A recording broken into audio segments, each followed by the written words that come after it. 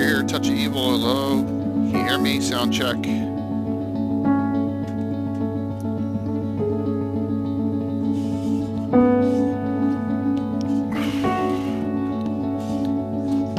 Awesome. That's what I wanted to hear. Thank you. Good, good, good. Awesome.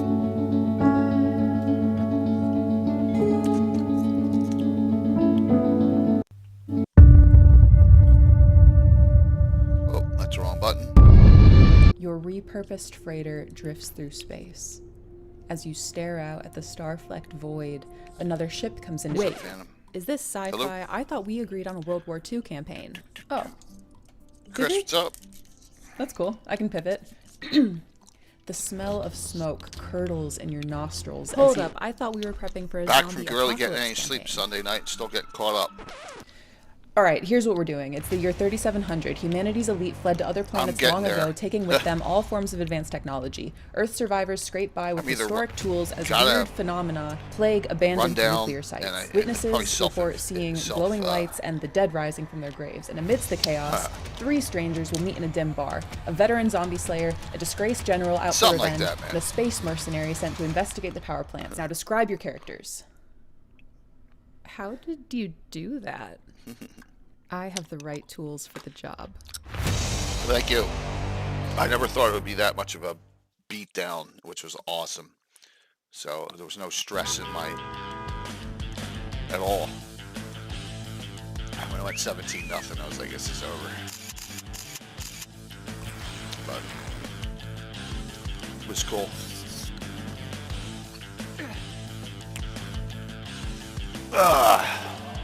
Getting back in the swing here.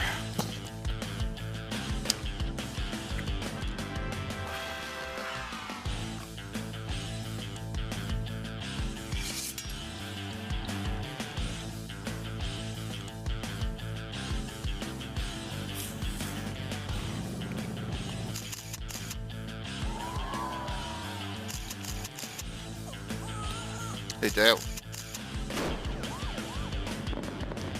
So that's cool. Next year's another year. I'm not even going to worry about it yet. Be a good season next year for both teams. A But story once you know, spoken is that's down the road. Yeah. The Thanks, man. dungeon imagined without end. The curious are the ones most courageous. Forced to The do all tree the that shout outs. endures has to bend. From Gotta enjoy this stillness one. and My wife is rage going with a is real good stirring. friend of the. From She's usually off on countless Friday. voices, She's going to the castle parade. Takes shape. Zagig will test good for her. the enduring. She Those went to the unlucky 2008 Phillies parade with will her. never escape.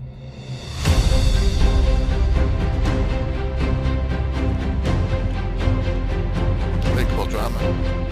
Moonlight! Christine, what's up? How are you?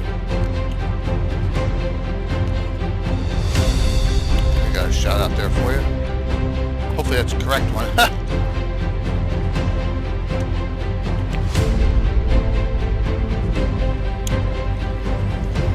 Fun discussion tonight. Go a lot of different directions on this one.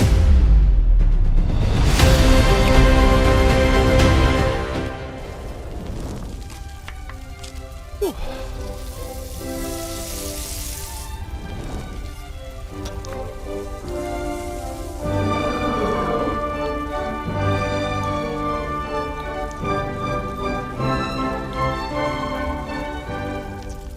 I forget what number Jeremy is. This is driving me crazy. Which number I'm supposed to hit now? This one? Yep, got it. I remembered.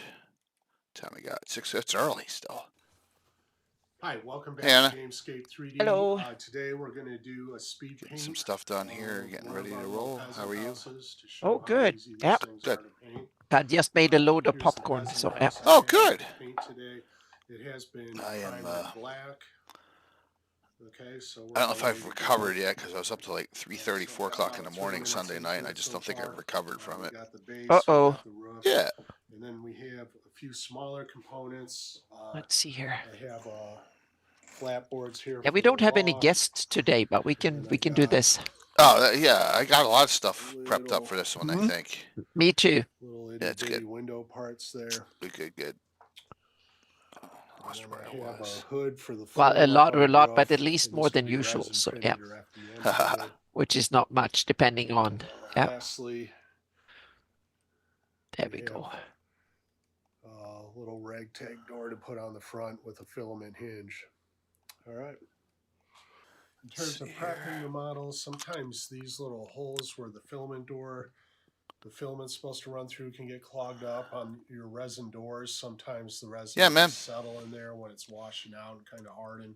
It's okay, Deo. Sometimes with I'm so these glad you doors, keep it in mind. it So might when just you have be chance, then please come a back. little Yeah. off. You know, you might need to clean it out. If you do, you can use a drill bit. 5/64 Hello, is the Justinius. size you need. No, I don't think my audio is scratchy. I think it's my voice. It's not my Holes. audio. It's me. So Yeah. door there. Yep. Oh, always hot mics. Mm-hmm. Always hot mics. Yep. Whether it's appropriate or not, Jay. Exactly. Thank you, Deo. You know, we got some stuff we're going to show tonight about this too. A Mm-hmm. little bit. Some new stuff. So current. Alrighty. So we got We'll come on a Hey, little your- early. Yeah, your 6:50. mic is mic is a little bit staticky, but Mine is? it's okay. All right, one sec. Yep. One sec. Mm-hmm. Right, the first thing I'm Still going to be staticky? doing is applying brown. I think that's better. I think it may have been on these loose at the timber connector. frames. Okay, And, better? I'm gonna Better? use a pretty Yep, good-sized this is a bit brush. better. I don't Yep. care about getting brown everywhere. Yeah, it was loose For at the this first connection part, point, so it was in my fact, it's bad. preferred. Thank you. So there's my brown again. Gonna have some. On the lighter side of a mid-tone. It'll be a fun discussion tonight.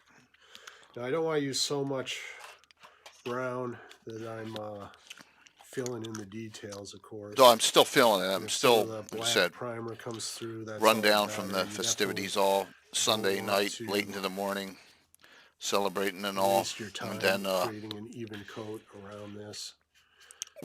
working. We had snow today. Yeah, all sorts of fun stuff. So It's kind of just we didn't get a lot time. compared to some people, Go but we do got something else. a decent amount. Do make sure you kind of hit So the tops and the bottoms of your timbers. Okay.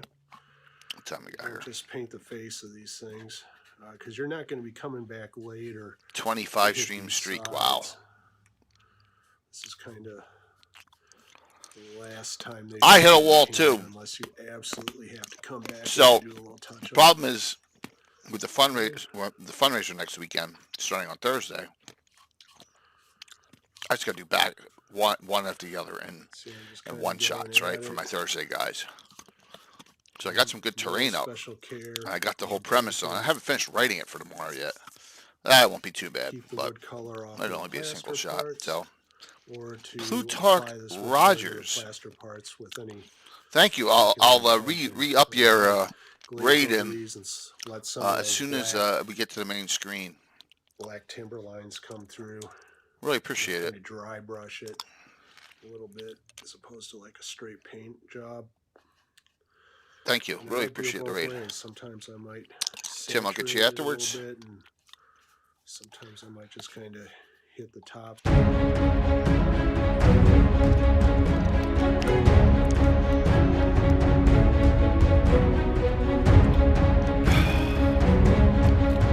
Thanks, man. It was a beatdown, which was awesome.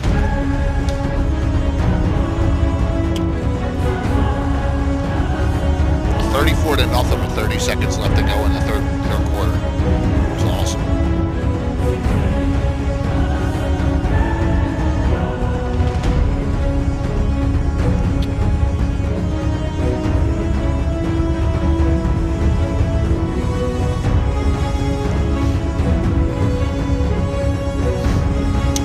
Ready. Hey, we do have Frank Menser on Sunday night. Coming up. Yeah, that's it. You gotta. Can't let them stay in any game there. That's the way to do it. Just take them right out of it. And make sure. I feel like I forgot something, but we'll see. Hey, Keith. Hey. mountains and highlands. What's it? Yep. Around, in, and under. Kind of another GREYHAWK Mike. I think Mike, yeah. GREYHAWK Mike suggestion.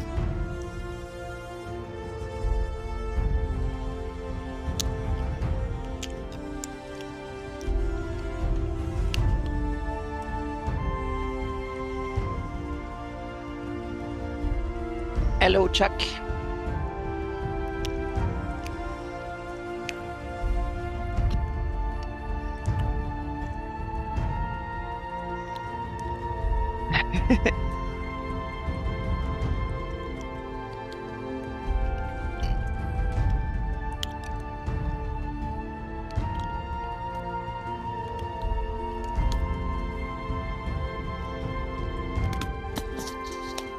Sorry for chewing.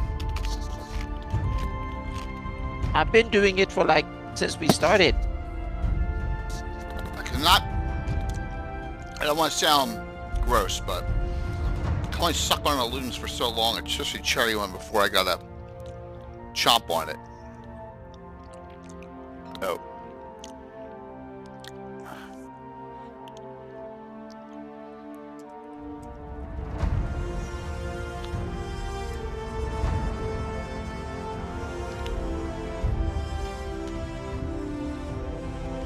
Aha, that's right. Oh, awesome. Iron Chef MIDI. Well, first time, are you a YouTube watcher? That's really cool if you are. Catching Anna and myself live, which is really cool. Look at that, we're 4 minutes early, so. Da, da, da, da. Let's come live here. Whew, all right. Oh, you were, I must have gone, let me hit that button there. Boing. There you go. Awesome. Mm-hmm. Good to see everyone. Yeah, that's cool. Well, hey, this is a great thing because now you can interact in the chat, so and ask questions live. So we really appreciate you coming on. And what the heck is going on here? All sorts of reload player issues. So welcome. I'm J.K. Lord Gazumba, and we got Anna Meyer with me. And Hello. I got to announce out the. I knew I forgot something. I also forgot to do the giveaway. Hold on. Yeah. Another thing I forgot to do. I forgot to give. So we got Classic D&D reprints tonight. There, I knew there was something. So give me a sec here. I know we're early a minute. Then I can munch on some new. Yeah, and that's made another popcorn for the show. And that's another good thing is that you can also definitely get in on this and maybe win. So I think it's pre-set up. Yep. All right. There we go. Our point drawing. It'll be at least. The Nasrat, welcome. Hey, Tim, the longest running sub outside of my inner group of friends at 6+ years. There he is. What was it saying? 74 months. Tim, what's going on, man? All the way from the UK. Yep. Good to see you, and thank you very much for rating in. Let me just hit that, and hit that. Really appreciate it, Tim. I know you got a publication you're going to share with us soon, which is going to be really cool. I'm looking forward to that. Let me go to recent events here and add in the other raid that we got in as well, just so we put that up and that up. There we go. So there's Target Rogers raided in too, so I can do that. So, all right. What's up there, Kafir? So everyone knows why Eagles won the Super Bowl, right? So there you go. I have no idea. Yeah, so, yeah, Jeff, no. And Dak Prescott opened his mouth today and really got in a lot of trouble. I don't know if you heard, or last night, I don't know if you heard about that too. So, so we're going to do this. Still got some gazetteers left. All right. And then if you're new and you don't have a treasures, we'll give you a treasures. But if you have both these, once again, I have so many other things to give you. We will make that work. But here, that's what we'll do for the giveaway. And if we get on, yeah, no, there was a game Sunday night. Yeah, it was beautiful. It was so stress-free. So, yeah, but I've been run down ever since, and I think it's a combination of under the weather and, and just not getting enough sleep. But I'm here now. So, all right, kicking off a week. So the stream schedule goes this week. Tonight, Thursday night, normal game. No game Saturday this weekend with the fundraiser coming up next weekend. I got a lot to do and prep for it. Um, Sunday night gabbing with Frank Menser on, and then Monday night will be the Undead Tumult Prelude show. Okay, for this week, and then we'll On go from there. Monday? Am I going to bump Frank Menser? No, of course not. But Frank's like, this is the date I can do, and I'm like, okay. I'm like, oh, that's only Yeah. when I have the Prelude show. So No. yeah, that was Yep. the. Thank you, DM John. Yeah, It's so Chico. Yep. we kind of got stuck this week with that, but I can't complain. It's having Frank Menser coming on finally. No, so. we have to have him. All right, so this one's going to be a little different because we may go in a lot of different directions. We're going to talk mountains and highlands of GREYHAWK, and there are lots. And there are a lot that I know of intimately, and there are not a lot that Anna has done a lot of work with, and we'll just see what we come up with, So yeah, the barrier peaks. Yeah, I completely forgot. I didn't put the barrier peaks in there or any of the other, but there's a lot of them we can discuss, and I just got the map up and running here. Let me just make sure we're good. So, oh crap, I did it. I did it. It switched on me. I swear to God, it said 13 there. And then that switched too. Oh yeah, I'm having all sorts of technical issues here. Jeez, let me do that second screen, that desktop.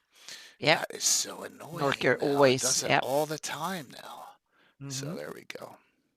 My maps, yes. What's up, Norker? Good to see you, man. So, my knowledge is this area here. Anna's knowledge is everywhere. We're just going to bounce all over the place, but I got a lot to discuss into here too. And some down here, all over the place. So Anna, what's your thoughts on the discussion? Well, before we go into any specifics, I love the topic. So thank you, Mike, for coming up with this. But before we get into specific ranges and places and stuff, I think think about highlands and mountains in general, so to speak, meaning what they mean for campaigns, what they can mean for a fantasy world and for world building, because they are kind of key elements that I think, and there's some aspects to them that could be really interesting to have if you want to run a detailed campaign and if you want to world build, run your own homebrew and stuff. There are aspects to gaming in Highlands for these things, and in a way we should have had Maldin here so we could have a 1 hour geology lesson to begin with, so to speak. That's what he does, right? Yeah, but we can do like a 5-minute go over a little bit of Highlands, and also start thinking how that might work in your GREYHAWK campaign or in a fantasy world, because that might be different from the real world. But most mountains, not all of them, and we get to exceptions later, so to speak, but most mountains are made up of some sort of rock, so to speak. And in a fantasy world, that might be way more alternatives than rock. One of the most obvious one is when it's cold, they can be made of ice. But there are other cool variants. Oh yeah, we just been outside, so he's cold, and it's cold and wet, so he's curling up in the blanket to go sleep. He's so cute when he does that. So there's a bunch of rock types, and there's like lots and lots of minerals. We don't have to go into them, but there are 3 types of rock, general types, and they can be interesting to keep in mind when you design mountains, to think of like what should be in what type of rock, what type of dungeons and stuff can be there, and who's that? Oh yeah, like a little ghost. Yep, it's a little my little ghost. Yep. So all right, Yep. so you got different rock types, and so there are 3 different ones. So we have the igneous rocks. Those are the volcanic rocks that when lava cools, they form different things like basalt, pumice, obsidian, and that is like a glass-like thing. So these are sometimes very porous things like pumice, one of the lightest rock that crumbles in your hands and floats on water. to some of Okay. the ones that are obsidian. That is one of the hardest rocks. That is like glass, volcanic glass. And there's some other one, basalt and a few others that are formed when lava cools out in the open or with access to air or not under high pressure, so to speak. So that's one type of rock and here you can already sense an elemental attachment in your that you can use in your game. Maybe you can use these as spell components for fire-based spells or something like that. And they appear either at present volcanoes or previous volcanoes of old, so to speak. So they can, meaning obsidian and basalt can be around for millions of years afterwards, and you can find it. But pumice is usually destroyed, so that might be thousands of years rather than millions of years. Oh, okay. And there's like I went to Crete and and Santorini, and there are old volcanoes in the Greek world, and there on the slopes you can find whole layers of pumice since Santorini blew up, and there were like millions of tons of rock and debris thrown over hundreds of square miles. And you can find whole slopes full of pumice and other forms of igneous rocks all over. So it doesn't need to be on the volcano itself. It can be spread everywhere. And the other rock that is very common, the other type of rock, is sedimentary rock. That's like layered rocks, meaning old seafloor and stuff that is raised up and things falling from above and over long periods of time and get buried. They form, here we have limestone, sandstone, and stuff like that. They can be full of fossils and they can be made up more or less of fossils too. So that's another type of rock. And then you have the third type of a rock that appears in the real world, and that's metamorphic rocks. And that's rock that comes from, that's formed under high pressure, deep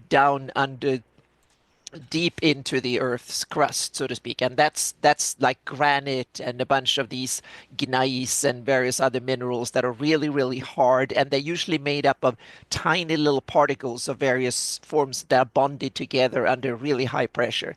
Granite is a kind of a really common one, so to speak. They're usually very hard, stiff, and they form the basis of the crust around the planet in a lot of sense, so to speak. So those are the basic forms of rock. And in a fantasy world, you can have all three spread out, so to speak, in various. And if you are like a dwarf or someone who wants to dig into the ground, where there is one, what type of rock it is can be determined if it's even possible, or if you use magic or special tools, and also if the roof will cave in. Sandstone, for instance, is easy to dig into, but really hard to make a huge dungeon underworld because it will cave in fairly quickly.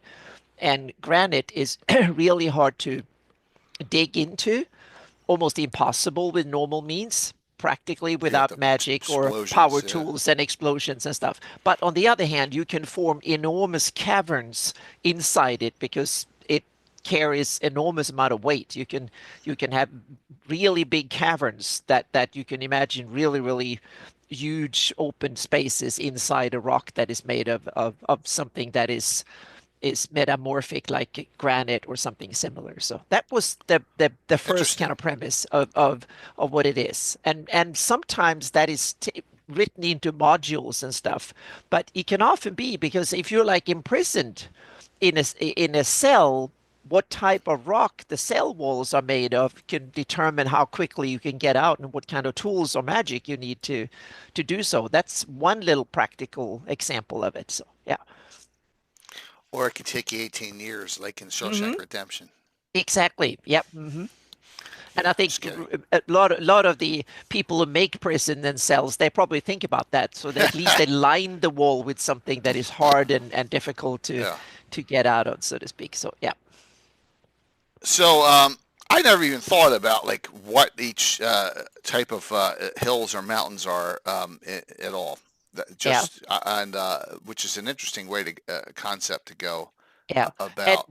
Yeah, and when you move out to look at whole mountain ranges, they're Yeah. usually a combination of multiple types of Right. rocks, depending on the elevation and so on. And sometimes they can be sedimentary rock and a hard core of something like granite or something sticking straight up, and so on. So yeah, Yeah. So mines are common. Yeah. There's a yep, lot of and who knows what the geology of this is and how like we know how the Himalayas got formed when mm-hmm, India just crashed yep, into that continent, but like I have no idea how the Lort Mills got formed. Never thought about it, right?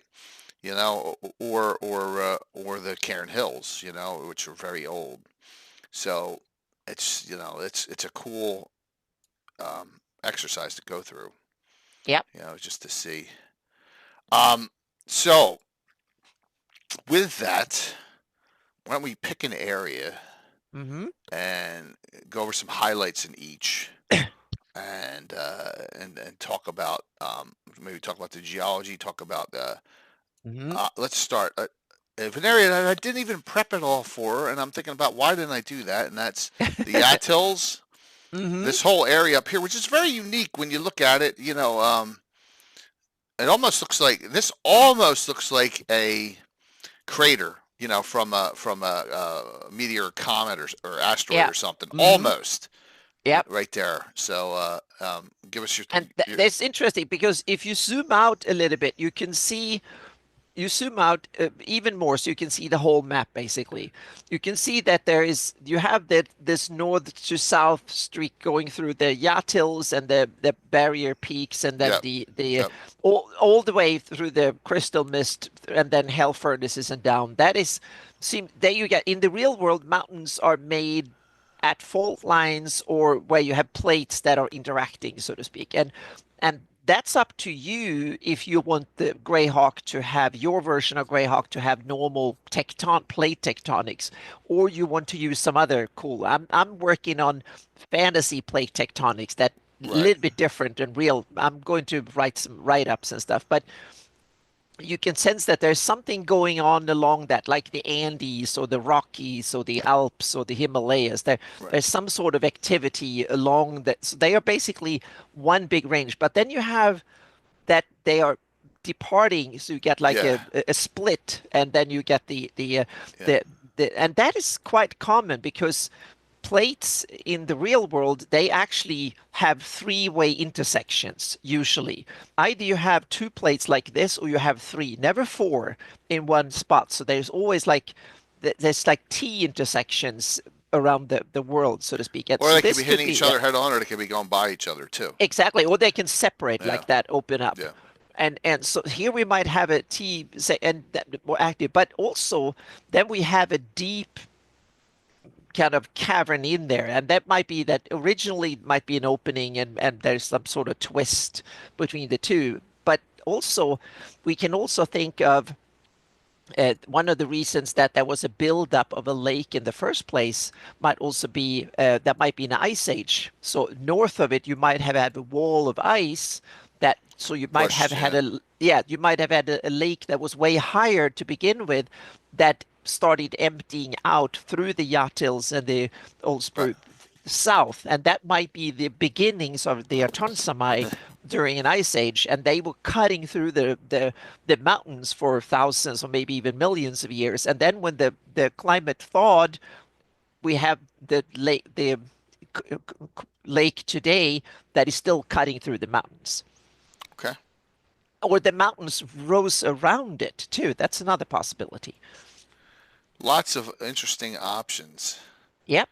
So, So, is there an yeah, Underdark please. and Greyhawk? Oh yeah, we're gonna Oh hit yeah, hit some of it a little definitely. bit. We just did one on the Underdark a Yep. little while ago, but we're Mm-hmm. gonna hit on a little bit on it because Yep. it relates. Overcar will share that to you.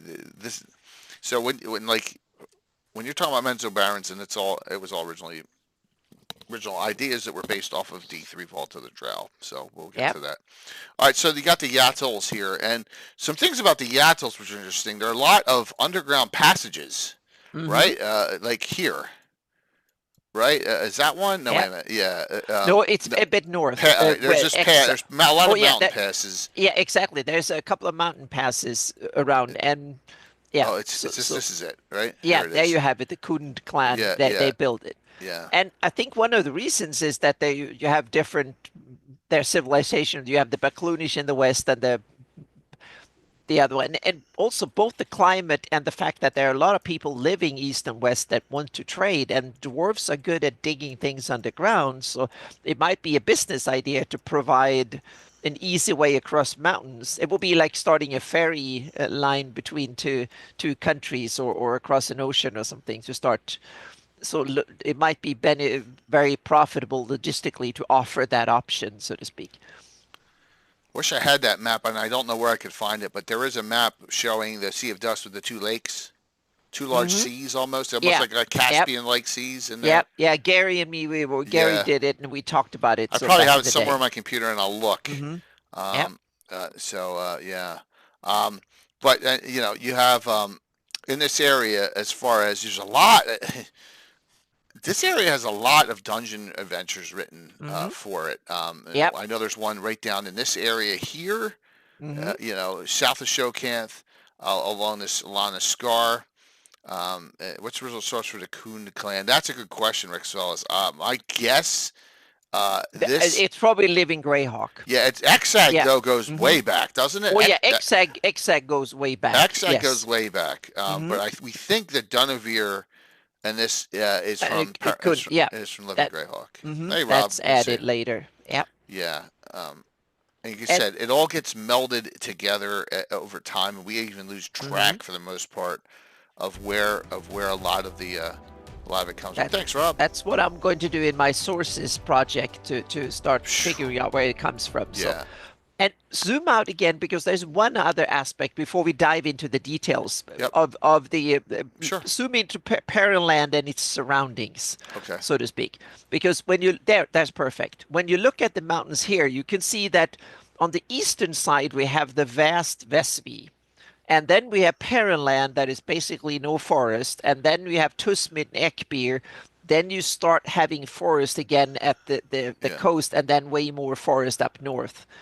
And that is deliberate, so to speak. It fits the stories, but it also fits the real world climate, because mountains are barriers to more than just travel. They are also barriers to climate. So at this latitude, Yeah. Keep going. That's okay. okay, yeah, I'm just trying to fix my. I'm just. Bill said it's statically. I'm trying to fix it. yeah, All right. there we go. All right. Goes How's back that and forth sound? a little bit. Does that sound better? It sounds good. Yeah, Okay. sounds good. All right. There we go. Yeah. So the mountains, especially the Yatils, but also the Klatspurs, they are so high that they form barriers for weather to pass. So, and at this latitude, the winds are predominantly eastern, and that was one of the things that was added in somewhere where they talk about Greyhawk weather.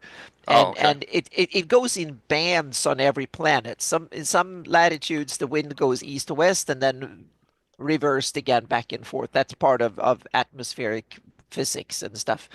But so we have, if we have like in the lower bands on the east side, there's the big Vespi comes because there's like winds coming from the east, and when they hit the Klatspurs, it's starting to rain, and that dissipates down into the terrain, and you get more Oh, forest. okay. Yeah, but then you have the cauldron where Perenland lays becomes very, very dry, because it's only from the north you get it. And winds that come from the north are usually very cold, meaning they have very little water. So that means that it becomes very, very dry in there. So the Lake Quag comes from meltwater from the tops a little bit, Okay. and also so there's not that much less forest and stuff on inside that cauldron. So It's even not if you have salty plenty of, though. no, probably not. Depends on the origin. If it's an inland ocean originally, then it might be salty at the Okay. bottom and fresh water on top, so to speak, or some sort of brine.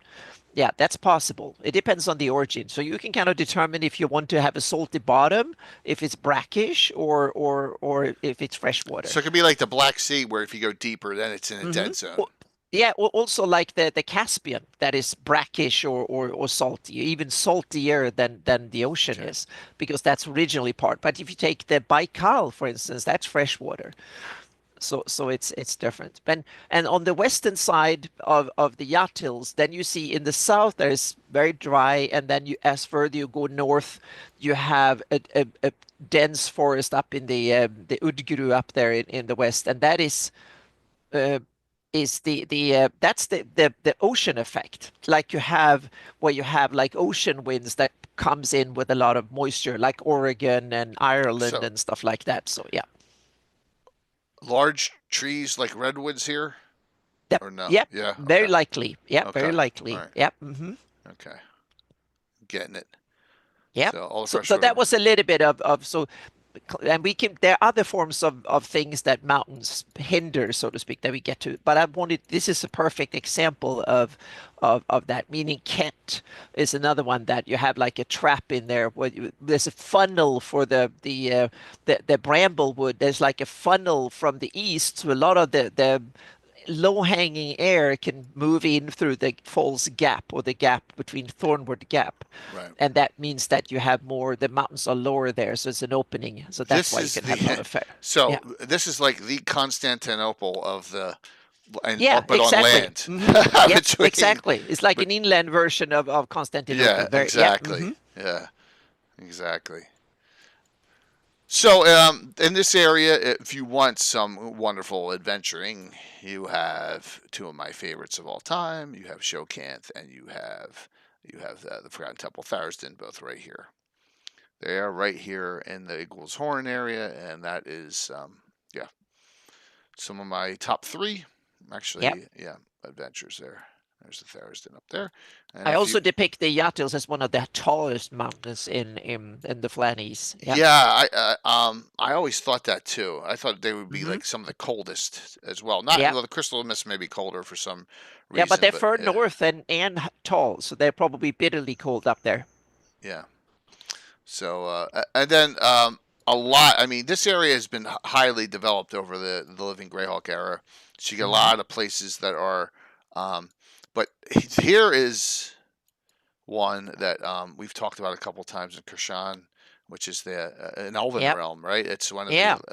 Elven mountain Hmm. realms. Yeah, Yeah, it was added in Living Greyhawk, I think, placed there, and then if for some reason they had it belonging to Perrenland, and yeah, I it did does the make opposite and sense. said, yeah, I made it belonging to the Elven realm of Vesvi, but Yeah, that's up to you in yeah, your campaign.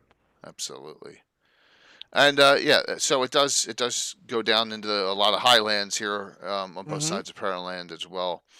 You said, look at, I mean, look how developed this is. This is super developed. Yep, and Yeah, a lot of that was Living Greyhawk yeah, added yeah. They a did a bunch of stuff ton too. in this Yep. area. So you got uplands here. So is this area high in elevation to begin with? Oh Kind of yeah, like it the wet. has to be. Yeah. Okay. Yeah, because the rivers from here drains all the way out into the ocean Right. via the It Near not Dib. only one goes this way, right? Isn't this? And these are small unnamed ones that I Yeah. added just Yeah. Yeah. They all go for the. south. Hmm. Right. Yeah, so that So means that it needs to be at least a few thousand feet above sea level, or a okay. thousand or so. Yeah. And as far as Underdark areas or anything beyond the mountain pass tunnels, I don't know of Nothing. any. I don't Yeah, know of no, any not more else. than the adventure modules that have some dungeons, but no vast expanses are as far as I remember, Right. are written about Hey, here. So Chris. yeah. Yeah. But there are a lot of mountains, and one of the cool things with mountains is that you can have dungeon worlds that are actually you have to go up to. You don't have to go down into them. You can Hmm. go up the hill slope and then in, and you can still have vast underground that are actually high up, so to speak. So that might Way be high up. yeah. I was thinking from flooding reasons and stuff. You Yeah. you want to be dungeons are usually best built above the water table, so to speak. So when I look at all these, how high they are, and I come here, I'm like, these are small. Yeah. but Mm-hmm. but they're probably much older, right, and worn down Exactly. more. That's one reason. Yeah. Meaning, look at the a lot of the mountain range. Look at the Appalachians, and that and mountain range that Scotland, starts in it's yeah the that same starts up range. in yes Scandinavia, goes through Scotland, Yeah. and then all the Hey, way Courtney. Appalachians and then down into the Atlas Mountains and so on. They were really tall like 20 million years ago. They were like the Himalayas of Earth back 20 something million years ago. I mean, the Himalayas are not much older than 20 or so million years. So Right. so They're mountain still ranges, growing. They're still getting higher. exactly they rise and fall over millions of years. So yeah. So if we look at this area here, and it's a weird shape again too. You run Mm-hmm. this way, and then the Cairn Hills run this, and then they run down here, Yep. connecting to the Aberrals, right? Mm-hmm. So you have a long list of locations. All this is like one of the most developed areas of hills and mountainous that you have. The Yeah. Highlands region and the Hidden Dwarven and the Yatzils to the west of the. Yeah, so that was Kirshan. No, not Kirshan. That yeah, we talked about that Mm-hmm. here. Jeremy, we're talking about that. It's Kuhn. This up here. Yeah, yeah. You just said the high. Oh, and added a hidden Dwelven realm kingdom to the west and the Yatzils to the Yep. west of the Vespi. Is it not that one? Is it another one? If it is, let us know. Dragus Moor. Is that on the map? I'm not sure that I need to put remember that name All right, so and Jeremy, if you can get, I know it's going to be tough, but if you or Tony can get us a map of where it is, Anna can add yeah. it. Oh yeah, definitely. I want Yeah, to. That's yeah, awesome. absolutely. I appreciate that. Yeah, if you can find it on a map somewhere or in an adventure, Anna can add it. Mm-hmm. James Mr. has corrected Yep. map. Oh, cool. Fit Starlene's map. Anna's made some tweaks with that too, Rex. So Yep. yeah, awesome, And man. Bucky's that I'm sorry if I botched your awesome Yep, Becky's. Nick there, but yeah, but it's so Yeah, cool. Yeah, what is a mountain or a hill? That's a really good that's so point true. because it depends on where you are. Meaning where I grew up, a hill that was something that was a few hundred feet. A mountain that was something that was like maybe couple of thousand feet. And now I live in Southern California, and anything below 6,000 feet is a hill, and you need to be close to 10,000 feet for it to be considered a mountain. And I lived close to things, hills that we call them here, that are about 6,000 feet. In most countries in the world, they will be major mountain range, Santa Ana Mountains, and they're here. They're just called the hills because we have all the other ones, the St. Gabriel's and Gorgonio and Jacinto and others that reach 10,000 feet or more. So yeah. It's just alone in the Cairn Hills, and even though this technically some of Dumadan is in the Aberals, I think, but Yeah. Graysmere, Caracast, and Dumadan, three Dwarven kingdoms realms, all within this area of the map, along with Mar Castle, right? All in Mm-hmm. this area, all sorts of noted locations. A lot of these are either in the Free Secret Rock box set. Most of them are in From the Ashes. A lot of them were developed then. Come further south, you got Karastein's Castle, which is way up in the Aberals. And then my favorite and Bill's favorite, who's on of all time, I'm just joking, an adventure. I showed it, and that is one of our all-time. I guess you can love it and hate it, and that's Star Cairns is right here too. Yeah. Yeah, I think you can do a lot more with it than was written, but it's salvageable. I don't know of any Underdark connections here, but there are a lot, and there's a lot of published adventures that come out through this area too, and dungeons. Like right here is if you come down here, where's it? Ghazal's right here. Well, it's right on the edge though. That's one. So there's a whole bunch of locations that run through the mountains, and then explain this right here. That's that's a crater that was added in the Yep. story about oh now I forgot it. One of the he had a demiplane located where the entry was located, and someone nuked it. It was one of the wizards, and someone put a meteor swarm, a huge meteor. That crater is a bit too big, so Yeah, it needs that's to probably 30 miles, no, 15 miles across. Yeah, and something that big would wipe out half the Flannies if a meteor 15 miles across. Meaning that's now we're talking dinosaur killing like 65 million years ago. That will be a major catastrophe. But yeah, Folks, but so fellas, I you gotta yeah. look. You just gotta look on Mountain Side. I'm gonna share some stuff Well, yeah, for Maldon Mountain. had done some really cool I got stuff some with stuff geology and stuff. when we go over to the western side Yeah. a little And bit more. now we can also, I tweak the colors of The mountains. different mountain ranges simply because I wanted them to be depicted, should look different, but also in order to depict a little bit where how they're made, so to speak. And with the Cairn Hills, anyone figure out, I've mentioned it here a few times before, but I what know is that. the color and why is that the color of the Cairn Hills? Anyone? Yeah, it's Anna said it.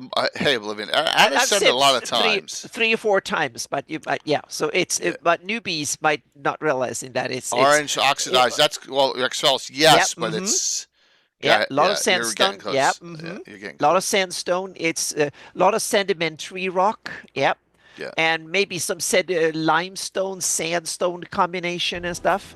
But also the yeah, because I wanted a stone for two reasons. One is that I wanted a stone that was easy to make caves, so you can have there's a There's a natural lot. reasons Yeah. for a lot of cairns and hidden stuff. Because sedimentary rock like sandstone and limestone form a lot of caves, especially in limestone. A lot of caves are formed. But there's another reason, and that has to do with the logo of Greyhawk. Yeah, Which is that because orange color.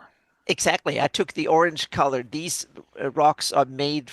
I assumed that the Greyhawk logo was carved out of this rock and then Yeah. hung outside Greyhawk on the walls or somewhere. So that's the reason I made these orangey.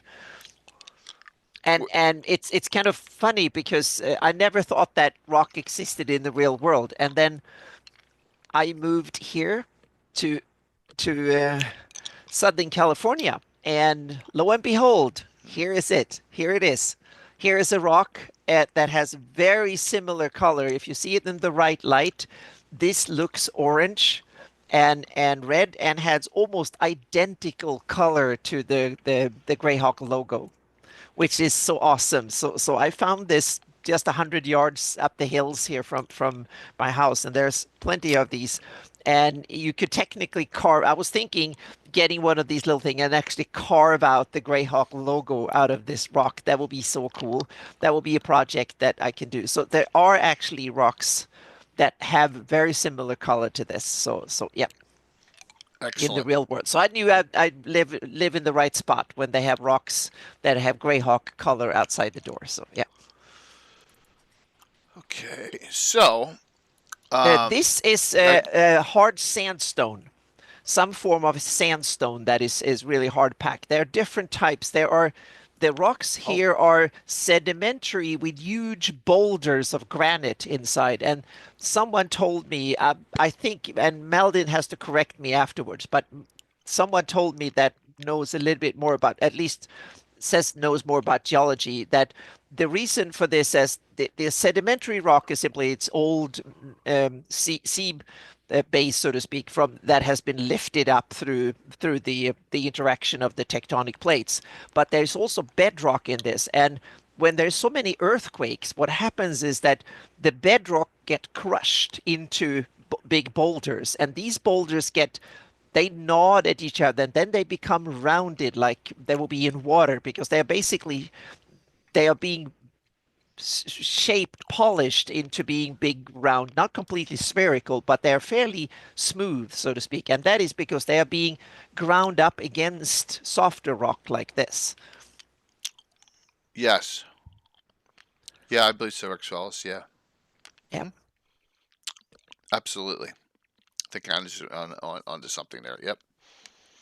Yep. So here's a Mm-hmm. highlighted area if we go into the Cairn Hills up here. There's Grosset, the legendary stone bridge built by the gnomes. Grosset Yep. supposedly has, it's made out of stone, right? Has that gnomish flaw. There's one Yeah. pin, Mm-hmm. one pin. You pull the one pin and the whole thing can collapse. So that's lore. And then the mining camps over here, the legendary Diamond Lake, and all sorts of other fun places. But so if you're talking about like what's under, here's the No Mourn of Grosser Grotto. I mean, the map's okay.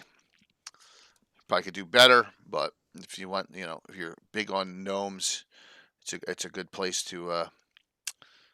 We've used it a lot in our game over the years. So the maps get better and better with time, I guess, or maybe not in some, but yeah. Well, so. these are fairly old so production value. It was more expensive to print things and to make things back then. Yeah, back in the 90s. So lots of great places, lots of adventures. In fact, a Treasure of GREYHAWK adventures right here. Shroud of Kareen, Castle Martine, Grobbler's Keep ruins. That got moved, by the way. I think it's here now, right? In the we'll see. Latest Mike Schley map got moved. It got moved a little bit. Yeah. So yep. Yep. One of the Falcons locations. I mean, there's so much going on in the Highlands of Curtis's favorite place, Sourload. My favorite place of all time, the Doom Grinder. Whoops! All right there in its glory. And there's some stuff of mine that's added in here. Blackwall Keep. This is from Age of Worms. Yeah, all sorts of, and then it runs down. The Cannon Hills is strange. It runs here, then it drops south again. So we have another one of those. That does it almost like, you know what? It looked like the wall around the mountains around Mordor are the same way, except they're in reverse. Yeah. So yep. He just likes the name, absolutely. So, and then into the Albarels, and like I said, we have one new thing though that I gave you some screenshot of that is just in this area. Oh, yep, yeah, just north of the Dumadan. Yeah, the valley north of. It's south. It's right here. Right here. Yep. It's a little bit north. There, Delgado's Caverns. It's west of that. It's along that road. Okay, going so east-west somewhere there. In here. Yep. Okay. So here, I'll bring it up. You want me to bring up the adventure itself? All right? Well, yeah, you can. You can bring your name whatever order, and we can just look at it a little bit. Yeah, we can just. I got a ton of. Wait a minute. I know I put it in here. Hold on, because I had a copy myself. From, no worries. Yeah. Yeah, I think you showed it some earlier. We showed it. I showed it during. I showed it during What's New for 2025. There you go. Yeah. Instead of forgotten too much. Sarac is here. Yeah, now I have some maps to show, and I asked Troy for permission to show this. So, yeah. Oh, okay, good. Awesome. And I think this is for low levels. This one. Yeah, that I'm not. You have to ask Troy at Cannibal Publishing for the details of the adventure. So, yeah. Okay. All right. So let's go to which one I well, got. Just we go over them one by one. Blender render. I have, and then I have. Yeah, show the Blender render first. That's probably good because then we get a 3D view. Here is the area. So this is a it's little... right here. It's here? No, it's zoom in the middle. There it is. There's a little town in there. Oh, okay. It's a town there. Yep. Okay, yeah. Awesome. So that is a tiny little area. And that's the so you get an isometric so you can see how the mountains. And I try to be true to the colors and all of that. So that's an old craggy mountains that are full of crevices and not polished granite much at all or What's any the of elevation? That. The elevation up at the bottom is probably can be somewhere between 500 and 1,000 feet at the bottom of this. Okay. And then the tops are probably 3,000-4,000 feet, something like that. Yeah. Awesome. So there's a probably about 2,000 or 2,500 to 3,000 feet elevation different from the river up to the peaks there. Nice. So yeah. Very, very nice. So yeah, and it's great because you can see all the different layers of deposits in this, which is really cool. So I played with World Machine has some really cool strata and stuff like that, so you can play with things like this. Awesome. And now you can look at the top-down map of this because that's the. All right, so I think there's two of them. Is that GREYHAWK 332 First Yeah, something like try. that. Along, yeah, along. This one? It's that one. Yeah, that's the same, exactly the same area, but top-down view instead. So this is, yeah. So you can So there zoom is a in and you river can. there. Mm-hmm. Small one, right? Yep, a small one, little And one there's there. the So yeah. road. There's the town. Yep, there's a little town with, and if you zoom in just south of the town, zoom in where you are, not so far south, just outside. Yeah, there you can see shadow. There's a little fork in the trail. That is a little watchtower that is just south of that one. Yeah. Here?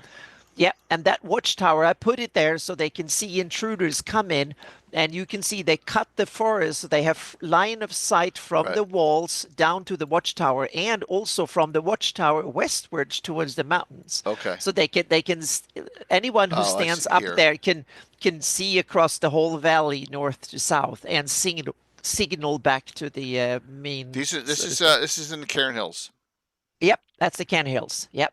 southern So Cairn there you have an Hills, on the idea border of of the what Aberrals. I think the cairn hills can look like, so to speak. Old craggy ones full of little crevices Lots and of whatnot. erosion. So yeah, Yeah, lots of erosion, as you can see yeah. from the above view. So you can hide a lot of things, but they're also very inaccessible, so to speak. It's hard to go up there.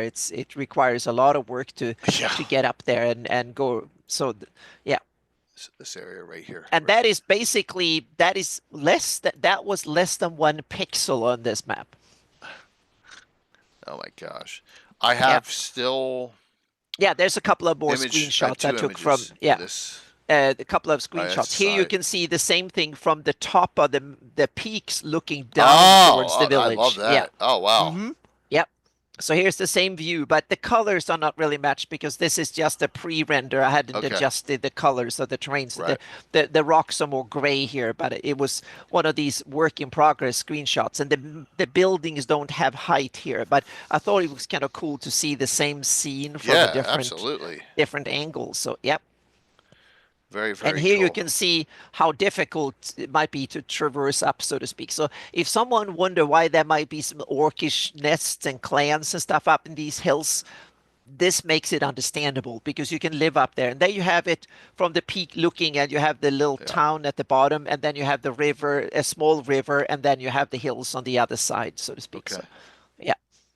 And that's where that road goes east and west on the big map. That's Right. along that valley there, where you have a little river. And that river is small, too small to show up on my big map. So Okay. yeah, yeah. So it's just a small tributary. Yeah. Nice. That goes west towards Pontilver, so that's where it ends up. So Any lore on ancient Flan in the Cairn Hills? Not that I'm aware of specifically.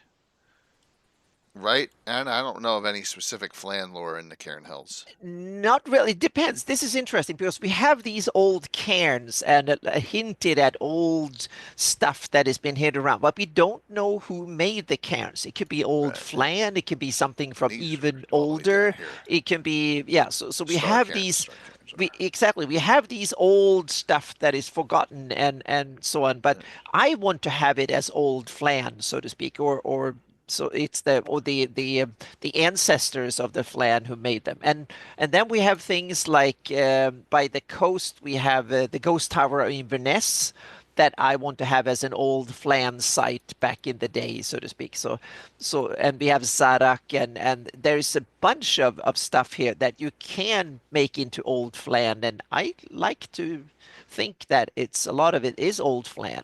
Winduke, Sam? Exactly. We had the Windukes that then yeah, and I have them as islands out near Div when it was lower back in the Oh, day. okay. So Yeah. yeah. Right in this area, right about here, I think, right? Yeah. So, interesting. So that was a little bit of insight too, and that's why I haven't posted anything on Patreon the last couple of weeks because I've been finishing up this one for Troy and Cannibal Publishing. So yeah. And So, it is done now. So yeah. yeah, a ton of things to do in the Grey, and technically Greyhawk / Harby outskirts.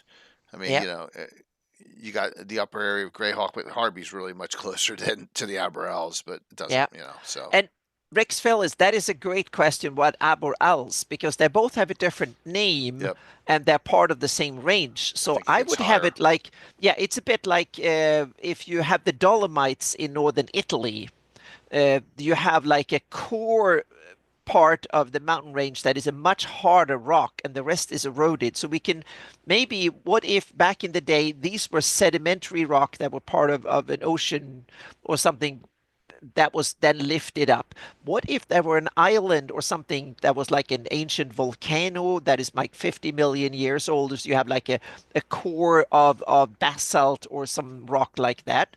Or it's simply a core of granite that sticks up that has simply been left from a previous mountain range that was then first buried and then raised up again. So you can have, so I would see that the Aborals is that core of peaks that a range of peaks that stick up that are much harder rock than the surrounding cairn hills, so to speak. Yeah. That's definitely a possibility because there are several of them. One famous one is in South America, down in the in Patagonia, that is in the southern Andes. There are these gigantic granite peaks that stick up. I And forgot the name of them, there's but they are Devil's so Tower. There's famous. Devil's Tower. Exactly. Devil's Tower is a perfect example. There are some in Scotland, for instance. There are ancient volcanoes in Scotland that are like 40, 50 million years ago, something like that, that are still core hills that are sticking up on the landscape. So there are examples of this all around the world. So I can see the Aborals being that core hard rock sticking up from the surrounding like softer hills. So I don't say, well, I'm not going to the other side of the map. Let's do that. All right. Oh yeah. Because I don't want to get in, I don't want to get in trouble. Yep. So, come. So these look. I mean, as you can see, Anna has these mountains looking very differently than the other Yeah, I hills and tried to, and mountains. and also Bryce back in the day was very limited because there was no real erosion. So Right. it was me playing with blurring and doing stuff. So this is very, very primitive. World Machine has a stuff that is way more advanced these days. So when I'm updating this, it will be way better, so to speak. But it's still I still tried back in the day. So yeah. Yes, be kind. It's 50, Hmm. 50 years for we've been developing it. My campaign's in year 45 itself. So, Yeah. And um, so much yep, fan stuff and others being yep, added year after year. So it's great. Yeah. definitely 100%. So, the main feature here, and we did an entire there's an entire Gab which is on YouTube. It's like 4 years Hmm. old. Iron Gate, and we talked about it, and we had Malden on with Gary. Where's the article top? I know it. See, I got so much stuff. Here we go. So yeah. So this is from Yep. There you Iron go. Gate City Upstairs. There's a lot of articles written on this. Yeah, that's so funny, Troy. The real canon, not the new canon. Iron Gate's an entire place in itself, and it's unfortunate that I don't know of anyone in the campaign who's doing adventures there. I just don't. No, it was never it was left by public. It was never published much for it in. They saved it for later and then they never got around to it. It seems Right. like. Yeah. I just I don't unfortunately know of any of them, but that's okay. I mean, Yeah. it's just It's like Stoink and Iron Gate were like singled out for possible box sets and like really heavy development into something, and then Greyhawk fell out of favor, and we never saw Stoink or Iron Gate, but they were mentioned and hinted at so many times, like they were two other prime locations for city adventuring in Greyhawk. So yeah. yeah, because you have that, and you have the Dwarven realm. I mean, Hmm. look, it's very not developed. No, exactly, and it's one of It's not these interesting because the Iron Hills are they are mentioned in the Gazetteer and the Living Grass, but they are not named specifically as a dwarven realm. And let me look at the Darlene map to see. I think they are named as Iron Hills there, if I remember correctly. But we'll see here. Sources. Let's see here. Yep, they are named as the they're named as the hill. So the hills have a name, so to speak. And also the headlands were then later, the headlands became the whole Oddenvald Peninsula and the headlands up there. And then you have the Barak Tors. So the headlands became separated into the headland on the Onval Peninsula and Iron Gate. No, not Pomarsh. We're still in No, Iron I know. Gate. I'm just answering a Oh, gotcha. question. Oh, sorry. Revan said, isn't it where when a star falls? Yeah. No, it's right here. It's here's Tower of the Heavens. It's out here in Pomarsh, believe it or not. Yeah. So. And this is an example of more added detail later on, so to speak. So the headlands split into the headlands, and the Barak Tors became two different parts of the same range. But I could see it as an ancient tall mountain range that has slowly eroded, and now they're like gentle little hills, basically, and no big mountains anymore. See, Rob Phantom, can you Nick's our newest chatter for me, if you don't mind? He's a little bit, yeah. Yeah, a little out there. If not, I'll do it. So Mm-hmm. Rob may be so. Yeah. If not, I'll Some do people it. are just here to well, we rarely get the troll we don't get types. them that often, so to speak. But No. yeah, it's kind of. We got it. It's almost funny. Yeah. It is. There you go. Boing. Yeah, we all got them. Boing. Oh, all right, cool. Thanks, Rob. All right, so and of course these lovely places got name changed. I wonder why. Yeah, exactly. It took me way longer than you guys to figure it out. But after someone said it loud, I realized. Yeah. That is hysterical, Anna. I didn't realize.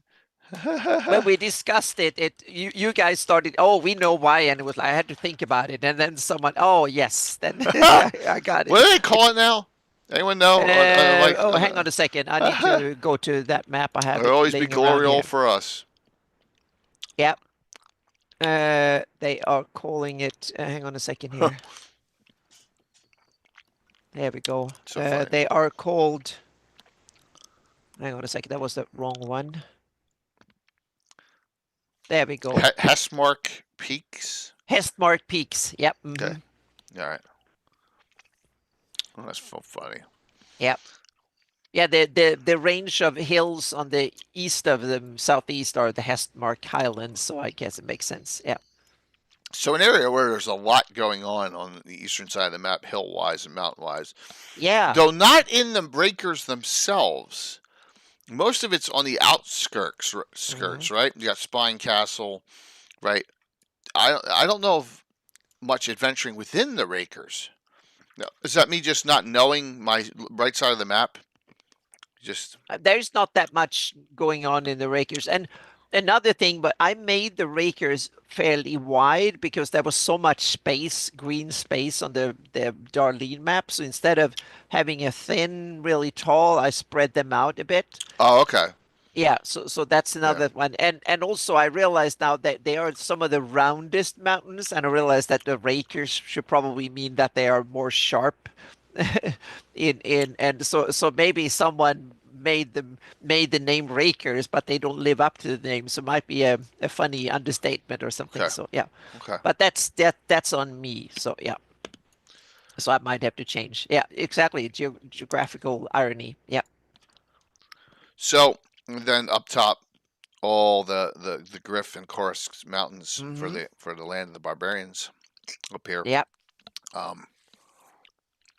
Definitely reminds me of Norway feel here, right? Mm-hmm. A lot of fjords. Yep. Fjords. Everyone remember Hitchhiker's Guide to the Galaxy? I just love fjords. And the guy, the creator of the map maker. So when they had to rebuild the Earth, he's like, "Well, yeah, they gave me North America, and I just did it with a lot of fjords." And also, anyone know why there are fjords in Alaska and Norway, but not that many other places? Why they're up there? Yeah. What makes fjords, so to speak? the weight of glaciers lowers Hmm. lowers the land, Yep. and it's Yep. still rebounding. Yeah, and it's because glaciers are so heavy, and they Hey, Vamp. basically they push out all the because most valleys get filled up with soil and dirt and all that sand and sediment and stuff. So that's why you have most places you have mountains and then you have flat sediments and then you have the next set of hills, whatever. But in when there is like an inland ice shelf, all that sand and whatever gets pushed out by the sand by the ice. The ice basically scrape everything that is not hard granite or some similar hard rock, gets grind down over hundreds or thousands of years of heavy ice. And you had ice that were more than 2 miles thick, and that weighs so much that everything that is softer than granite just get grind out and just washed out or pushed out to sea. And that means that it's just a bedrock. There's nothing else there. That's why you have these deep gorges, because and a lot of the rock was also eroded out much fast because ice erode things maybe 1,000 or many times faster than water or air does. So Right. that's the reason you have. So it's the ice that being shoved out to the ocean by gravities over millennia. Yeah. Okay. So the most one of the most iconic because of the G series running, Yes. and that runs from really from not from the Jotuns up to the Crystal. It's only this area here, yeah, and Yeah. then down into Yeah, the but it's hell the furnaces. king of mountain ranges. It's like Yeah, the and then the barrier Himalayas of the peaks is up here. Flanese. Yeah. Yeah, from the barrier peaks down to the hell furnaces. It's like the Himalayas and the Karakum and all the other adjacent mountain ranges to the Himalayas. This is the Flanese equivalent. Is this the only area with volcanic activity? No, there are other areas here and there. We have one famous Well, volcano yeah, in the yeah, middle. I Yeah, know in the middle, exactly. no, in the White middle plume. here, Yeah, yeah. yeah. So and there's and that also depicts naturally, meaning there are some places that just have a volcano out of nowhere, so to speak, Like and then you have other Vesuvius.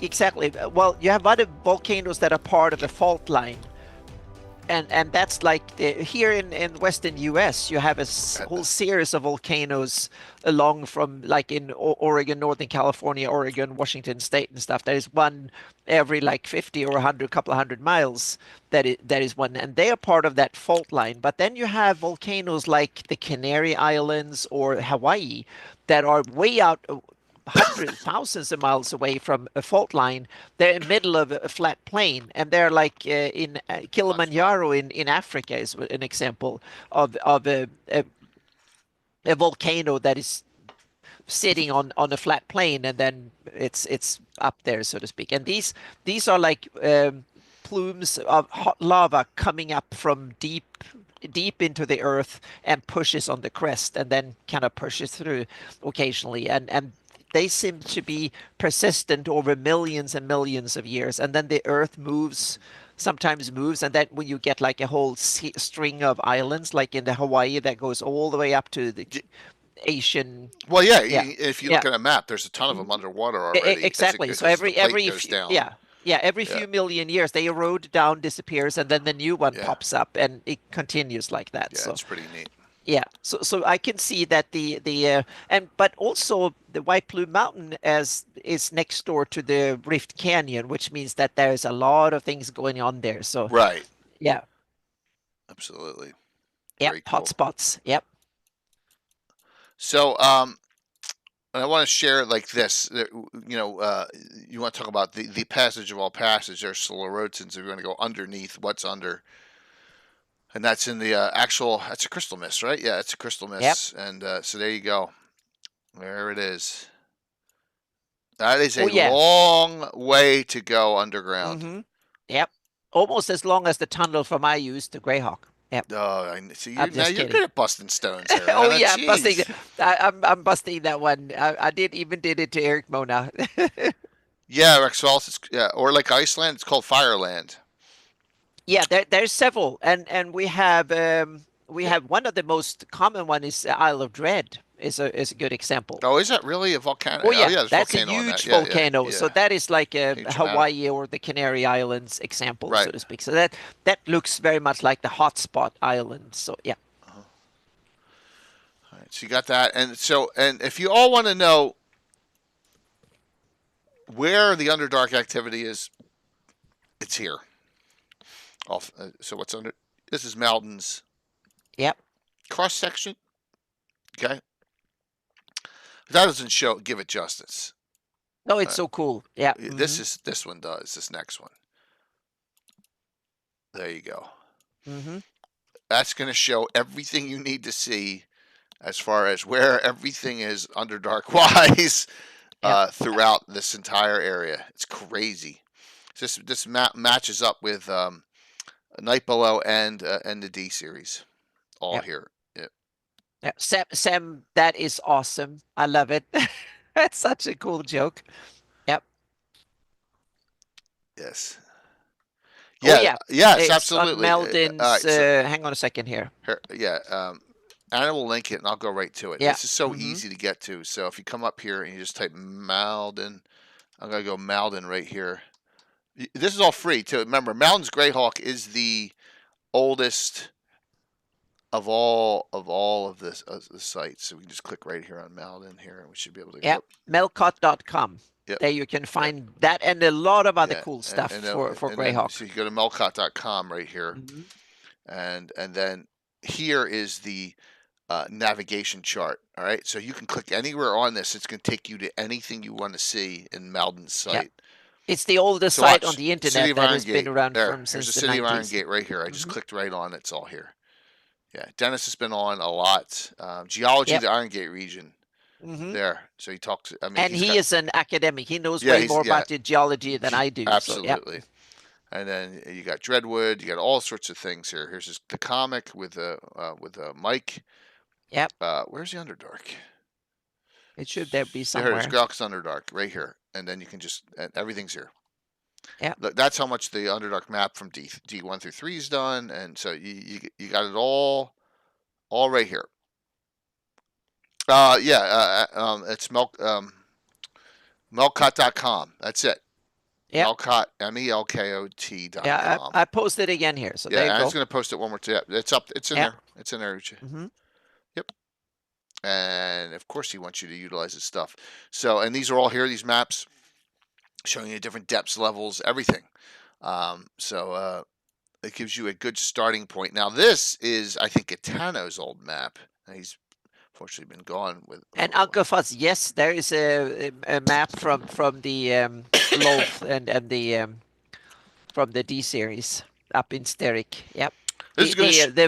The vault is set up there, if I remember correctly. Well, this shows you everything here, right here. Here's where G1, G2. Here's where B2. But wasn't it? It's something near near Istivin. Yeah, that's all the Eric Boyd adventures. Remember at Post? No, but there's City hang on a second. It's the near Istivin. It's the black blob that. Yeah, that's just the invasion point from Queen of Spiders. Yeah. But that's not the Underdark. The Underdark locations don't change. Yeah. Yeah, Night Below is under the Yeomanry, according to Malden. To tie it all in together, and then see, so this is a good map showing us locations of where all those adventures are.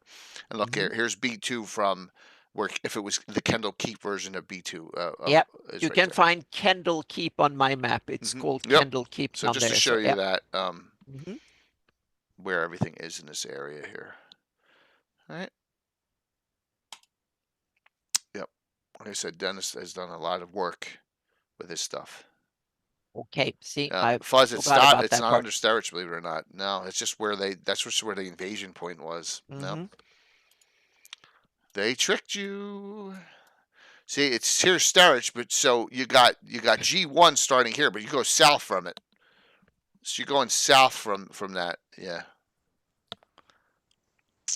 Earthquakes in the map making. So we know there's a great rift here in the Yeomanry. Is it on your map? It's an escarpment, right? Here it is. Yep.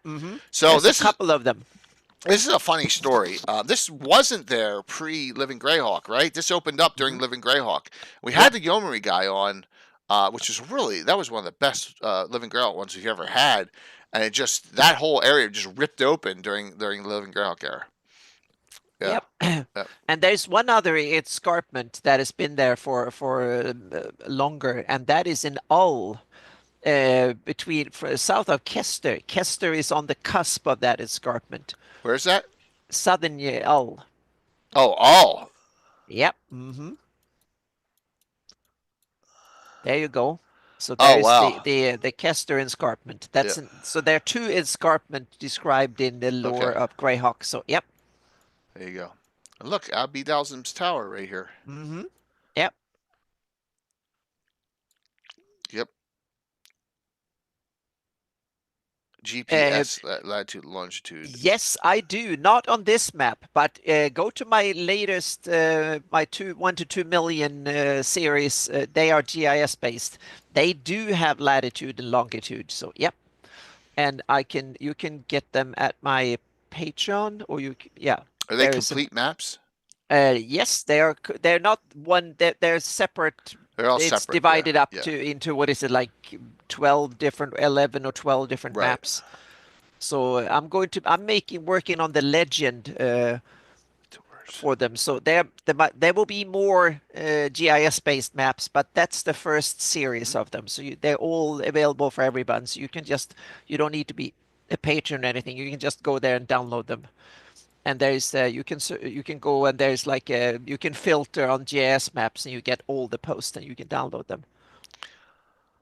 I don't know if a lot of you, the newer individuals, have done this, but if you just come and pick a random spot on the map and then blow it up, Yeah.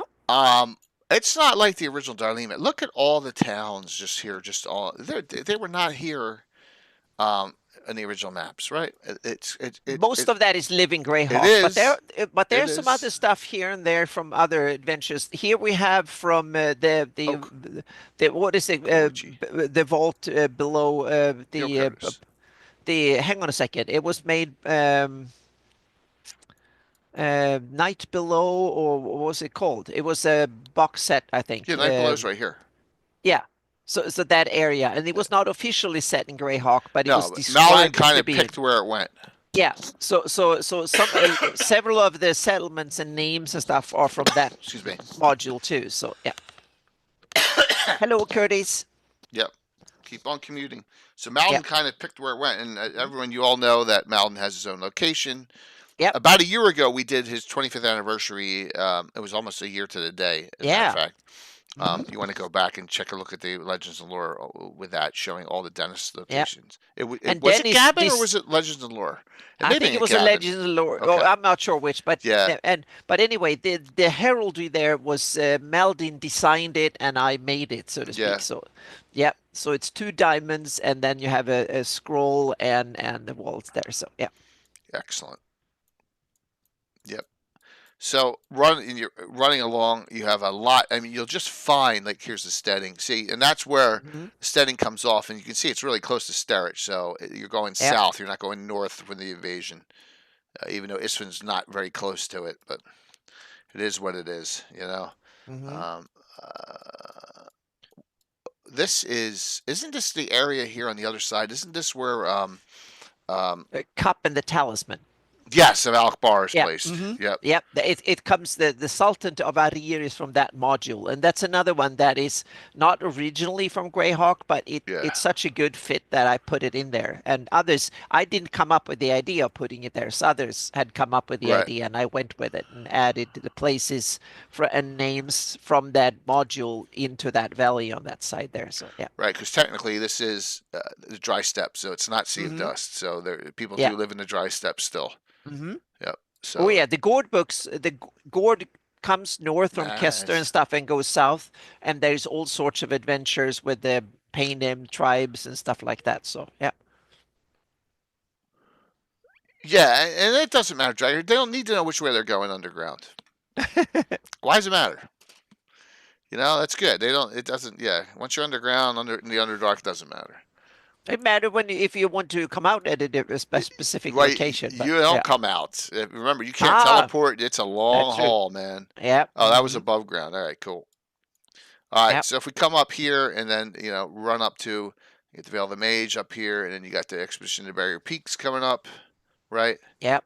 You got the Qualish here as well. I don't know I don't. What is this? Dawn glowing. Yeah, that's part coming from the Qualish adventure. That's There's Qualish. a Okay, city. Yeah, that's a the city. city is from there, so Right, it's a weird place. I right. don't even know what the heck, but it comes from the adventure. So yeah. This place here is in the GREYHAWK Adventures book, Sister Yep. Purse Erd. Yep. I've used that myself. So, Crash City full of ooze. There you go. Skull. It's good to see him, man. Skull's joining us Hello. during the fundraiser, everyone. Awesome. He is playing Friday morning. So it's good to see him. Yep. So we'll talk about that at the end. I still have a hole for Friday night. It's good to see you. It's late where you are, isn't it? Super late. That's cool that you're on. So when you're running this officially, this is where officially down here is where all the Underdark is. That doesn't mean you can't have it in other places in your game, but that's where it is. Both if you're running Night Below and you want it preset, there's pre-adventures for Night Below. They're all written in this area, so it makes it easy. Cool, man. It's good to see you. So all right, let's get to my favorite area. Haha. That's the Lord Mill Mountains because we have an entire, well, not in its entirety, but we have an entire Visions of GREYHAWK, right, with the low road in here. So we actually have a place that's underground. So I saw earlier Norker said that he thought that this was volcanic. I don't see any evidence of it ever being a volcanic mountain range. My guess is that it's sedimentary, like limestone or something, Right. a Yeah. combination of like limestone and granite. So it's more like old, worn down, and that also means that there are caves forming, and that probably why the humanoids choose to live there originally because they Right. A could lot of make it. So caves. Yeah. There yeah, you go. so that makes sense to me that it's like a limestone, like parts of the Alps and other Central Massif, and there are several mountain ranges in Europe that are or highlands that are made of a lot of, but limestone often comes in combination with other. So limestone is because limestone is basically old sea creatures like shells and stuff that have a lot of calcium in it, and when that get compressed with sand and stuff, it forms limestone. So it's a lot of old living fossils basically that are accumulated on the ocean floor and then get raised up above sea level and higher up over time. That forms it, and then it erodes into limestone. So yeah. Well, that's very kind of you. Let's make that a last resort, but thank you. If I wasn't doing Ever Mysterious Tim early in the morning on Saturday, plus all the other stuff going on, yeah. So, yeah, we could talk about that. That Because we have a whole still. We have one yeah. because of all that. Yeah, because Yeah. we had some. Another possibility for the Lort Mills is that it might be volcanic, ancient volcanic, Yeah. or something, and then there might be lava tunnels and stuff like that in there. So I always that's thought it another was naturally possibility. occurring creatures like more like I don't ever think is Moria in Lord of the Rings was that volcanic? I never got the No one cares about that. And in the Yeah, fantasy world, you can yeah. have other stuff creating tunnels, meaning you can have like Right, that's it. yeah, Rock worms and all sorts of stuff. yeah, and you can also have elemental stuff. Yeah, and 100%. and stuff like that too. So yeah. This is a great map, and this is the low road map with using Anna's map pictured, showing it, and then I showed this one as well, which I think is from the article. Yeah. Yeah. So very nice maps if you want. And like I said, I was honored to have my own Hearthguard Tower make it into the cut here, into the lore. So, and that's on both. Yeah, That's true, Troy. All you need is water flow and time. And with some rock, Yep. you need less time, and Good point. other rock, you need way more time, so to speak. So, yeah. So, and with this, if you don't have, can you put the download for Visions 2 in particular for this, a link for people? I guarantee a lot of people don't have this. And if you want to do after 2, do one, all the other ones you can. So, Orc Skull, give me your full schedule because I could possibly highlight a second stream, or I'll just note when they all are to everyone. But yeah, you just tell me. And I really appreciate you participating and doing as much as you can for St. Jude. Thank you. But yeah, just give me your rough schedule. Good, awesome, man. Very, very cool. All right, there you go. So, read. This is awesome, and this is by Rich Dioya and David Leonard. Yeah. And this is underground, not underdark, which is so awesome. And I live here. I do a ton of adventuring in this area with all sorts of stories because I tie it into the Hateful Wars and all the things that happened in the past, and it's just so wonderful.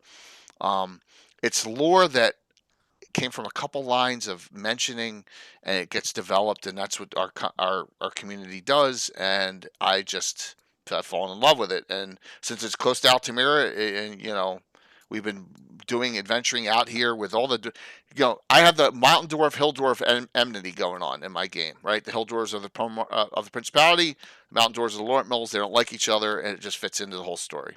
So yeah, so it's just note that it's you got some great history here, including wars going back 110 years before the 576 era. Hateful Wars. A lot of you participated in that last July, and I appreciate that. And we'll see after my surgeries what I want to do for another 24-hour stream. But let me get through getting both my hips replaced first this year. Yep. Yeah, and then you got Crown Hills here, where there's a lot. I mean, this is the most overdeveloped area of all of the GREYHAWK map. But it's still, you can pick out a lot of great gnome, and you can probably find the information on this because they were really open with what they're doing. Thank you, Sam. Yeah, everyone should get those. They're all free downloads, everyone. So please. And any thoughts on the area? Well, There's I Howard. can, yeah, you can tweak, and you don't need, meaning I'm overthinking this, and especially for this episode. So Yep. I'm trying to Alchemy. world build by giving you inspiration that you can use as much or as little as you want, so to speak, and Right. options. And for most adventures, you don't need to even think about what kind of rock it is and stuff, but it might be inspirational and interesting in some aspects to build that history, so to speak, and build it. So it's like most world building information, meaning think about it so you have one more layer of information than your players will need and ask for, so to speak. That's a general rule. So you should be more prepped than you think the players would ask for. So if the players have some idea or interest in it, like you have a dwarven character, for instance, that might be prospecting a bit or looking for stuff and so on. So yeah. And also when we have gems and now we have, because there's some other aspects to mountains that we haven't gone into that I think is interesting. First, they are a barrier. We talked about the climate before, but they're also a barrier to species. A lot of animals and stuff don't cross mountains. So you might have one type of fauna on one side of a mountain range and another type of fauna on the right. That goes from herbivores to predators to, well, flying things. They have a tendency of able to get over maybe not the highest mountains, but everything else. But smaller things, natural animals and stuff, and some monsters and stuff, meaning that there might be various critters of various kinds that simply haven't made the effort of getting across the crystal mist or the Yatils or so on. So they might be only living south, but not Peril Land. There might be animals that don't exist in Peril Land and onwards. or something like that. So that's one way of thinking about it. And they're also huge political barriers. Oh yeah. Even to this day, it's hard to fight a war and to do an invasion Look at across a Chile. mountain range. Exactly, it's almost impossible. That's why Switzerland has never been invaded much, and since the Roman times and so on. So it's hard.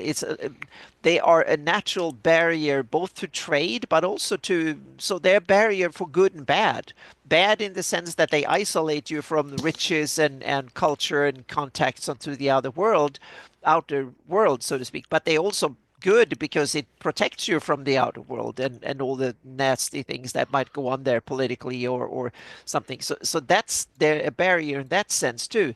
And they are also uh, interesting because mountains have way more ecological niches and zones than flatlands have. Flatlands have a tendency of having the same climate for thousands and thousands of square miles, but mountains all of a sudden they can have different climate in a few miles. Meaning if you're down at the base of a mountain, it can be nice and toasty and warm and full of forest or whatever, and then you go up and it's polar ice and glaciers and all sorts of stuff up there.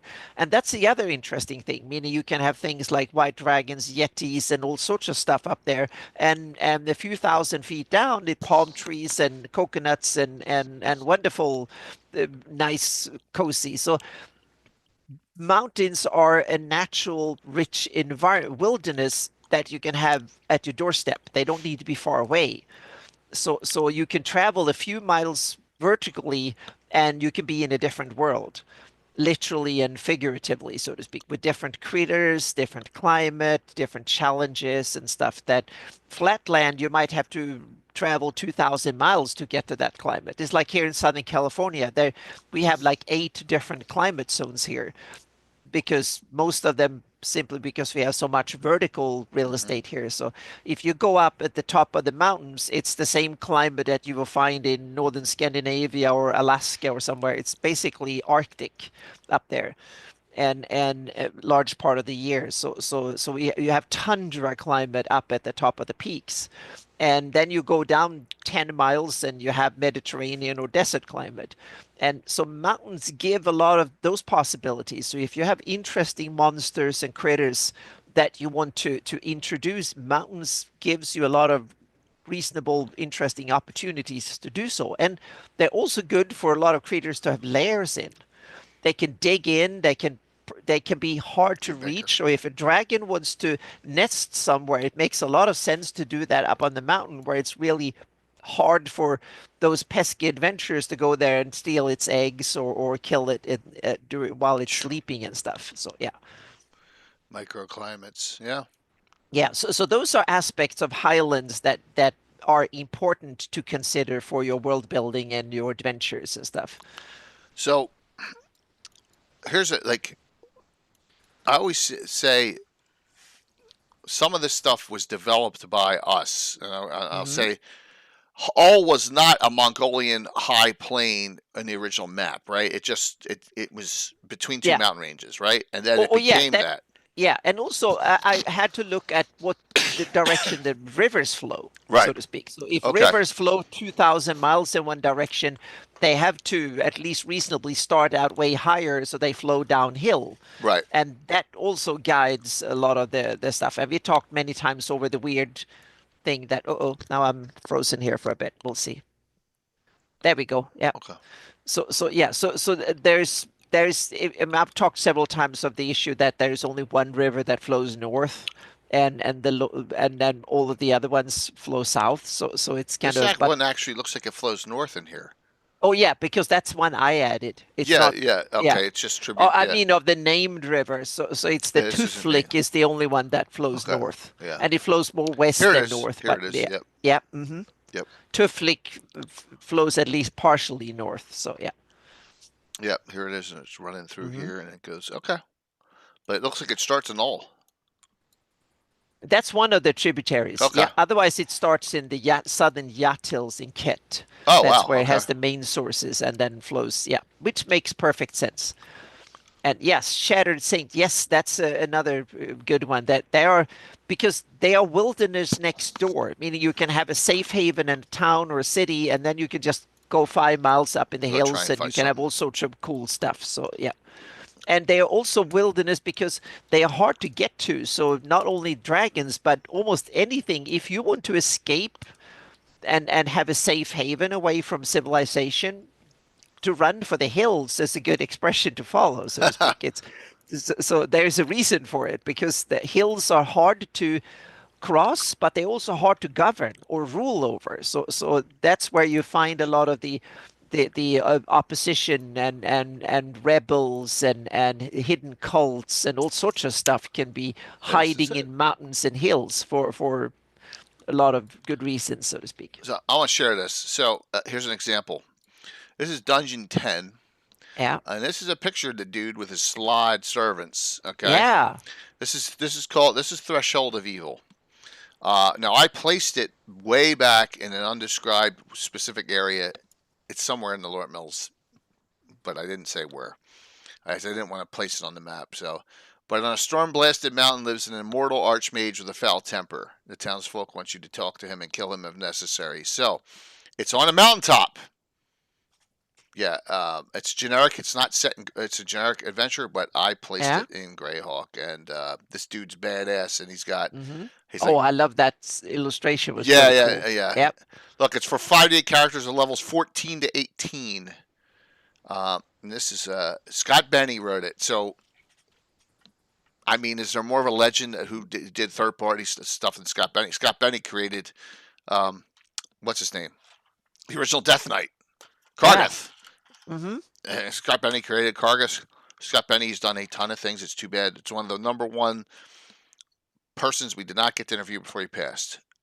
Got you, Michael. Yeah, I would have loved to have done that. But yeah, there's a guy here, his servant Lord Fell, who's like a 18th level cavalier as well. It's a really good adventure, but it just is on the mountain, atop of a mountain. Getting there is the tough part. I mean, it's one of the tough parts on it. All right, Curtis, no problem. Yep. So here's the mountain. I think it shows you the contours. Here you go. Yep. Thalys. I just changed it. Yep. So there. 12,830 feet. So that could be almost anywhere, you know. So, yep. Done, no problem. So just give you an example of one. What, this adventure? Dungeon 10. Dungeon 10, the last adventure to page 43. Okay? It is a super high level adventure. In fact, this is one of the very few of my guys that they parlayed with them at the end. They're like, we're not fighting this out. We'll get our ass kicked. Yeah, but you can still find these and download. You just got to know where to look. Free PDF download. Yep. Okay. Give me an idea of a mountain adventure. You got to get up there too. Yep. Welcome, Dina Hood. No problem. Thank you. Alrighty. So, all right, Anna. Oh, we got one more area. Okay. Oh yeah, we have lots of areas. Yeah, this one we haven't gone over. Mhm. It's got a And real then we small. have an example of volcanoes again. Yep. Here, Mhm. yeah. Yep. An Yep. active one even. So yep. Yeah. So, Chagmat. Okran Ohio there, Alderon. The one-armed man. Yeah. That's a funny one. Chagmat. What were those creatures? They were the Chagmat, right? Yeah, they never caught on after that, but it's a cool adventure. Lots of mountains and hills in this area, and you also have Suderham here and Killen Lycos, all from the slavers and from the A1 through A4. You can see the whole area probably volcanic and Yeah, 'cause it's aging right in the around middle. it, so to speak. So yeah, Yeah. so it's like an eroded and then comes a new. I can see this as a super volcano like Yellowstone or something like that. So Oh, maybe wow. every couple of million years it builds up and then it blows like to Kingdom Wouldn't it Come, be and there's small a volcanoes. huge caldera like supposedly Yellowstone is then? If it was Yeah, like that but super... it might smaller volcanoes might pop up inside alongside it and stuff. So, Oh, so okay, you, okay. it's like you have in Africa, in the Great Rift Valley, there are several volcanoes that form these, and then it builds up and it blows again, and it comes and goes over that. But it's like we're talking millions of years, and if it happens in water like that, it can become like an island. It's a bit like a hot spot over like the Hawaiian island, but attached, like Hawaii will be attached to Mexico or the U.S. West Coast or somewhere like that.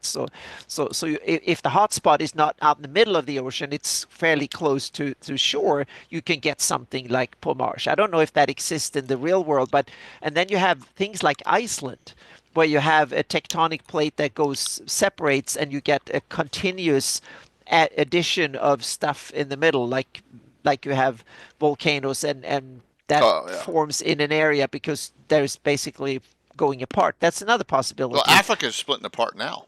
Oh, exactly. Yep. Decent part of it. And yep. Yeah. It's going to take millions Give of years. a couple of but- millions years. You will have an Eastern African continent and a Western, and there will be like a huge ocean, like a Sea. strait Yeah. going through. Yep. Yep. What's up, Michael? By the way, everyone, the adventure tomorrow night is right in this area here. Out here in the Pomarsh tomorrow night. Oh, Moose, I can pronounce a lot of the Icelandic Eyjafjallajökull, and there's like a whole bunch of them. So yeah, well, I'm not a fluent Icelandic speaker, but speaking Swedish and Norwegian and Danish to some degree, Icelandic is not too far. So when I see it spelled, and I can pronounce it reasonably good, so to speak. Yeah. But they have really cool names. Yep. Fuzz, I was told though that the hot spot has actually moved past it into deeper rock, and it's not, it's just rumbling. It's not going to super explode again, but I could Yep. be wrong. That's what You can assume that maybe the Onneval Peninsula was similar to the Pomarsh long time ago, and now it's becoming eroded and is no longer active, so to speak. Maybe that was part of the same range, but now the hot spot has moved over to the Pomarsh area, and it's just eroded remnants left that are low hills in the headlands and the Barak Tours. So Yeah. this reminds me of two things in modern. Mhm. It reminds me of before North and South America connected. Yeah. Because that was volcanic activity, Mhm. and the chalk cliffs, right between Britain and France. Oh, that yeah, but eroded out. Yeah, Could but be the either. chalk, but the chalk cliffs are interesting because chalk is basically old. That was the Tethys Sea was a shallow sea that was full of life for millions of years, and it's all that marine life that was accumulated on the ocean floor over millennia or millions of years. That was so much that there was so much chalk from the little like the bones and the especially the shells from all that marine life that got squeezed by laying on the ocean floor and then got squeezed down and became that white rock we see in southern England and northern France, like the White Cliffs of Dover. So Okay. that's actually marine shells that are being compressed into. And Okay. yeah, so that's one. And then there's another material that can make up mountains that we don't normally think of because it's not rock, it's salt. That's another interesting possibility. Yeah, so like in Poland and part of Europe, and I think there's parts in other parts of the world too, you have that old ocean dried up, and then you get like here you have the Death Valley and stuff. You have old lakes like Salt Lake and stuff. Eventually, if those valleys fill up and there's sediments on top of it, and there you will get a part of the mountain will Sorry. not be made out of rock; it will be made of salt, Okay. and sometimes that layer can be half a mile thick. Or really, it can be hundreds and hundreds of feet thick with just salt, so to speak, and that is like a crystal that you can fairly easy, and you will dissolve in water too, so you can basically water your way through, and that's another interesting possibility. And you can have salt mines, and you can have dungeons that are carved out of salt rather than That's cool. yeah, which could be cool because if you flood them, they will dissolve over time. So that can be an interesting possibility. You can do things, so to speak. So yeah. So there are that's one thing, and you can also have we have another type of highland here that is not made of rock in Greyhawk, and you need to go north for it. So go Okay, way so not north. Scarlet Brotherhood. Exactly. Yeah, we could go to just mention it because we have Over a here. few that are weird. Yeah, up there, even further north. There you have it, black ice. Oh, Here I you didn't can realize have it was elevated. well, it's if it's a it's probably it's elevated high enough to at least be a little bit of a highland. But if we look at similar types of large ice sheets that have been on Earth, they have been several miles, meaning the last ice age that lasted up until from like 250,000 to about 20,000 years ago, that ice shelf was 3 kilometers thick in a lot of places, like over Scandinavia, Northern Europe, Canada, and even part of the US and Alaska and stuff. That was several miles thick.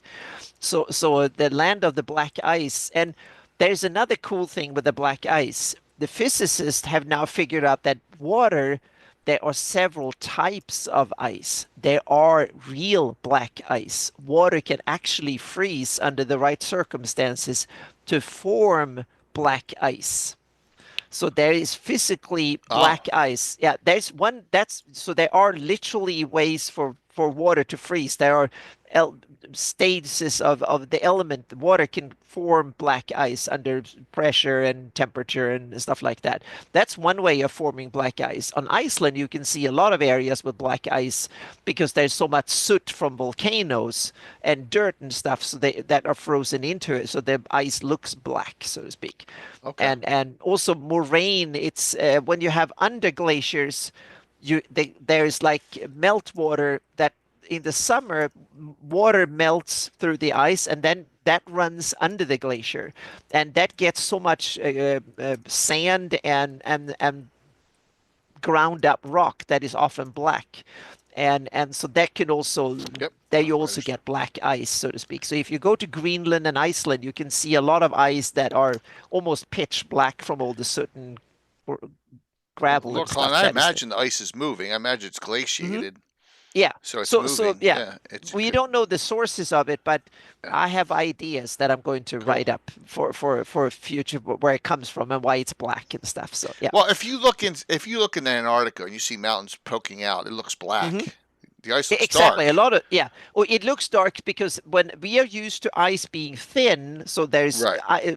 so it's blue or white because the sun, we see it in the sun. Oh, But if it's the fine. ice is really, really deep, and I've been to some ice caves in Greenland and Svalbard and stuff, and there you can see ice that is black because it's so thick that no sunlight comes through, and there is snow on top of it too. So there you have ice that looks black. So a lot of ice looks simply Hey, black Tim. due to lack of light, so to speak.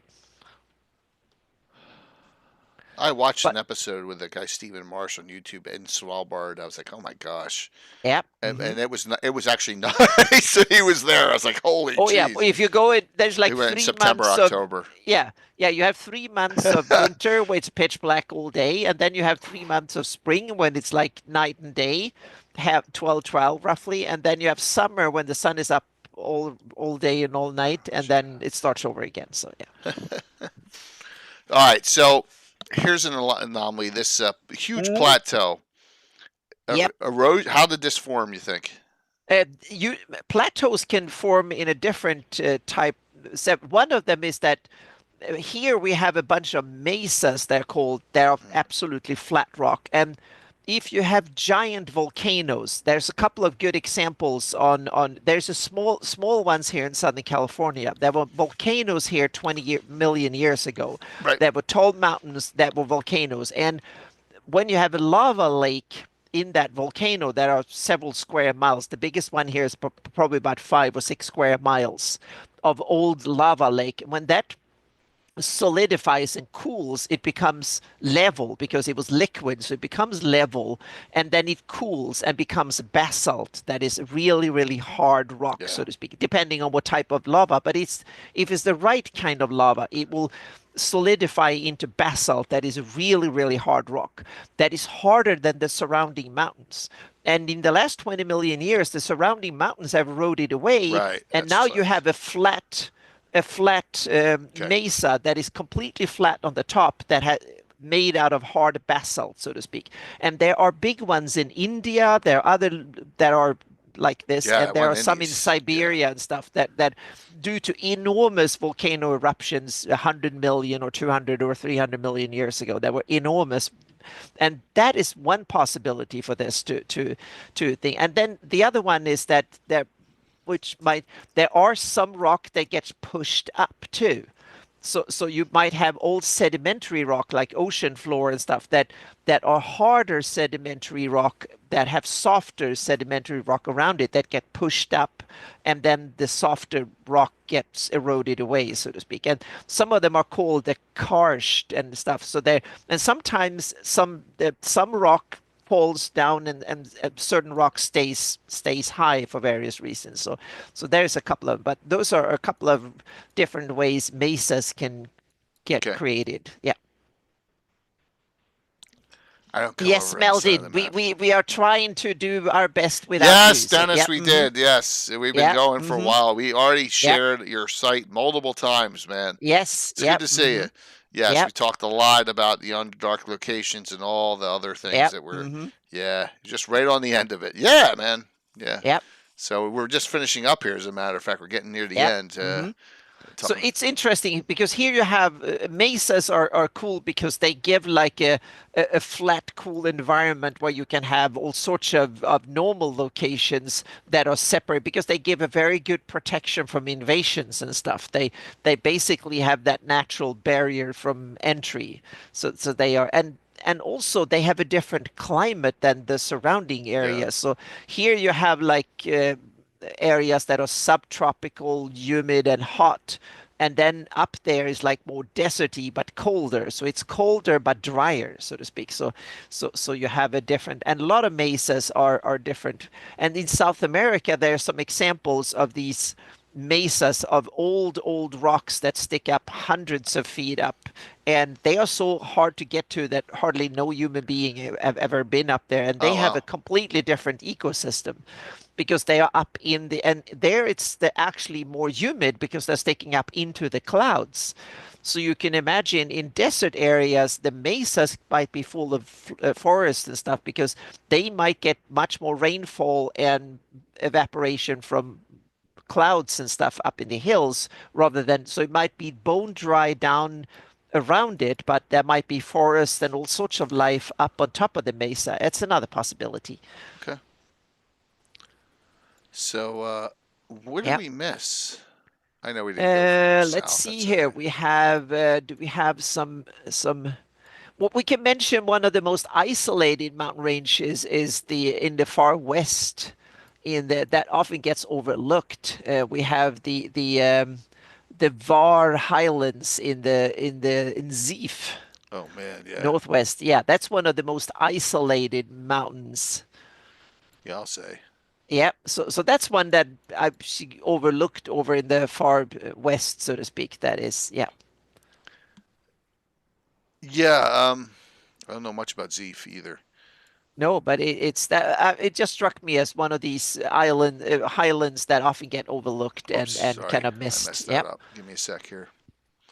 I gotta bring it back up. Yeah.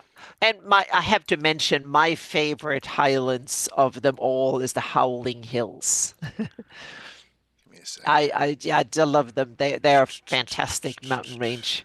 Not because of their grandeur, because they are just hills. They are not that tall or impressive. And I think they get their name from two reasons. They're out on the plains, so it's the area is probably very windy because there are very few.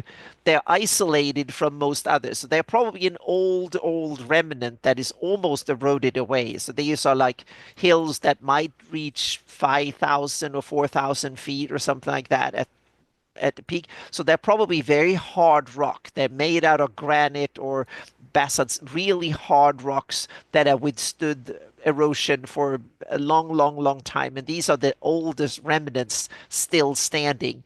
And I tend to think that they get their name both because the wind howls through them, because it's just open plains for thousands of No miles in caves. either direction, but also because there's a lot of nasty critters that might howl at you or howl at night too. So yeah. Yeah. And there are some caverns here, Malin, right? I mean, Exactly, but exactly few caves, but maybe there some critters that are better than others at actually digging into them, so to speak. So yeah, that's yeah, always the difference between normal geology and D&D geology is you got exactly. monsters, boring. And you have spells and stuff Yeah. too. So yeah. Hmm. Yep. But you're right. So there are a few caves, but even in the hardest, meaning I come from Scandinavia, and our mountains are as hard and brutal as they get, so to speak. And there are caves here and there, but they are rare compared to limestone and sedimentary rocks. But there are caves, but they are comparably small. But All sorts of we fun also things. they're dig caves, and I can see if you have fantasy creatures and magic, you can probably dig holes in there. All So yeah, sorts. Yep. All and sorts of stuff. elemental stuff too. So earth elementals and other Yep. interesting things. Yeah, Thaklas, yeah, rockworms, and all sorts of things that eat rocks. yeah, Yep. So, what questions does the audience have for Anna or yeah. myself on geology or locations or Or anything. Yeah. anything regarding this? There's so much great adventuring possibilities. I Hmm. love mountains. Yeah. Like I said, the Lort Mills are my favorite, but I'll use some others.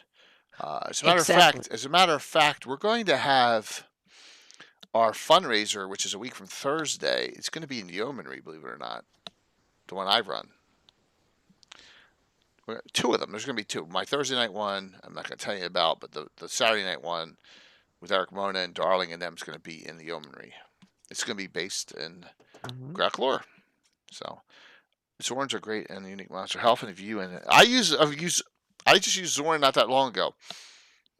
Yeah, I've used Zorn. They're great because they can come right up through underneath on you. Yeah, I don't think I've Yeah. used the Zorn since I ran a Underdark campaign like 30 some years ago. Dennis, Anna has been really good on the geological stuff tonight, so she's I'll really done covered my it. best, Dennis. I Yeah, tried. I know I said at the beginning I only know like a tiny bit of what you know, but I tried my best to fill in the gaps here a bit is here there and a there. So frozen yeah. citadel in the Crystal Mist Mountains? It sounds familiar, but I looked and I didn't see one. But Dennis, we need to have a follow-up when we talk about we specialize in tectonics, geology, and stuff. Yeah, we should definitely have that. I think they made it up because I don't see the Frozen Citadel unless anyone knows anything about a place called the Frozen Citadel Oh, the frozen citadel. Up. Yeah, hang on a second. in the It Crystal rings a Mists. bell. Yeah, it rings a bell, I but I'm know. not sure. Yeah, but I I'm haven't been not able to sure find it. exactly. Yeah, exactly. I'm not sure. I'm not sure. Is that actually a Greyhawk adventure? I think it's one of these third edition Well, adventures. I think it's a Necromancer Games one myself. Oh, okay. Well, yeah, I just know I've heard about a Frozen Citadel adventure. No, I think it's a third edition adventure. Hang on Yeah, a well second here. that's Necromancer Games, third edition. Third No, edition, first edition feel, third edition look. no, I think it's Now we're both. Let me take a look here. Yeah, it doesn't. Yeah, I may have run it. I run Frozen Citadel. Frozen Citadel, Necromancer, does games. Nope. There's a Frozen Citadel in a game. No, and I don't see it. Blackmore. No, it wouldn't be Black. He says it specifically in the Crystal Mists. Yeah. There's a Grey Um, Citadel in for Frog God Necromancer games. That's what I'm thinking of. So, nope. It sounds like it's made up there, Uchi. no, I think. Hang on a second here. Oh, that's World of Warcraft. So yeah. Yeah, I don't think we've scanned the area here and have not located it, and it does not ring a bell for me. So Were the Burning Cliffs part of the? I have. I'm gonna have to look at that, Michael. I have not. Yeah, the Valley of the Mage is a mess, though. I mean, there's so many different. It's not the Frozen Citadel.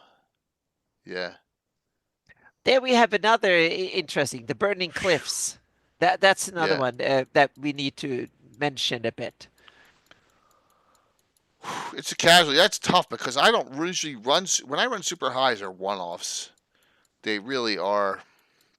I gotta think about that. Other ones that are that high level. Oof. Um, yeah, so the Burning Cliffs. I don't think that the Burning Cliffs and the Howling Hills are ever because the marshes are in between here. I just don't think they were ever connected. I Yeah. think that was the question. Here's the But Burning we Cliffs. have the interesting with burning cliffs because there are burning cliffs in the real world too. There are literally some mountains that are in fire, both in Iran and Kazakhstan and some areas there where you have so much natural gas that seeps out of the ground. And if that catches fire, there are at least examples of them burning for eternity, basically. They're fires, they're natural gas that comes out of seeps out of the ground that has been burning for hundreds of years, maybe even thousands of years.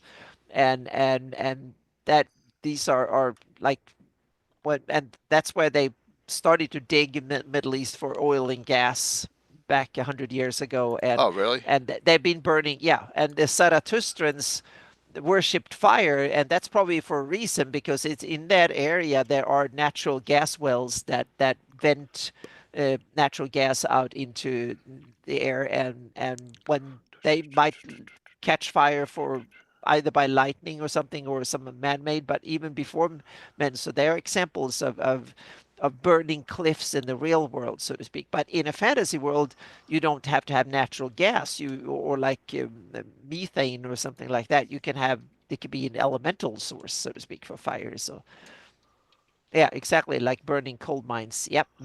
Because coal mines also vent out various gas. They could be. That's why you have explosions, especially in coal mines, both from dust and from gas that builds up from seep out from the coal.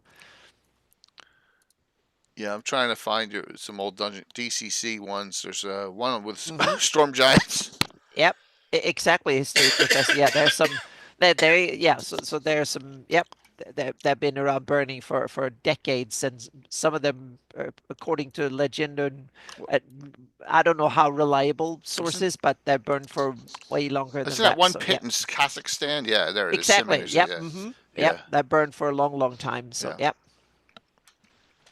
So, Sorry, so I there got a we little. have real world examples of burning cliffs. But in the fantasy world, you can be cooler than that. You can have element and plane of fire gates and stuff like that could be burning and stuff. So you can have all sorts of cool stuff, and that could create an environment in itself that is special.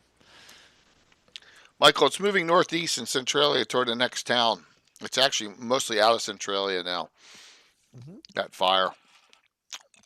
I'm kind of a semi-Centralia expert. Yeah, so pretty neat. All the stuff going on there.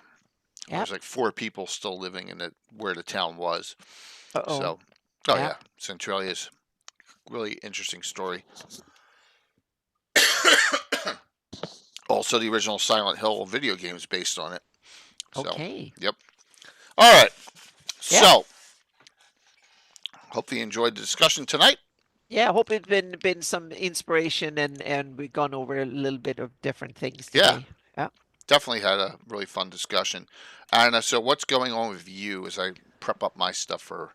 Yeah, I was just I'm wrapping up the one the one we looked at the maps at the beginning for the new the next Cannibal Publishing adventure.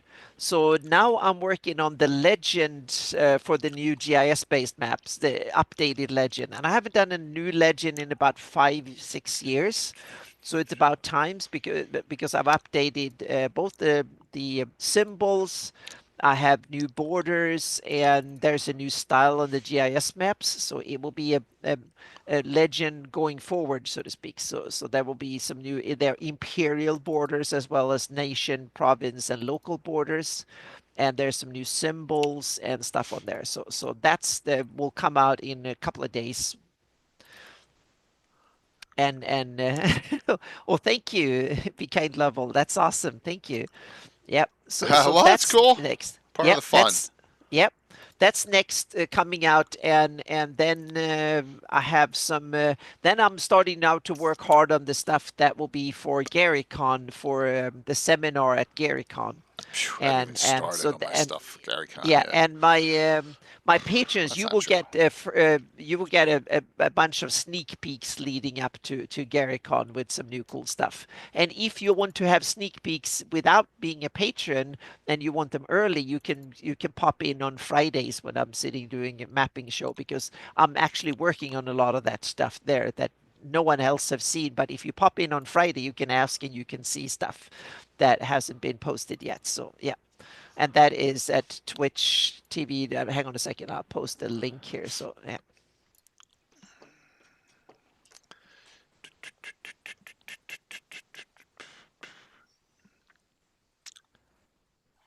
There we go. On Twitch at 6 p.m. Pacific on Friday for a couple of hours. I think Linda will hopefully be with me on Linda Booth as well on Friday, and I'm posting my link to my Patreon as well. There we go. Oops.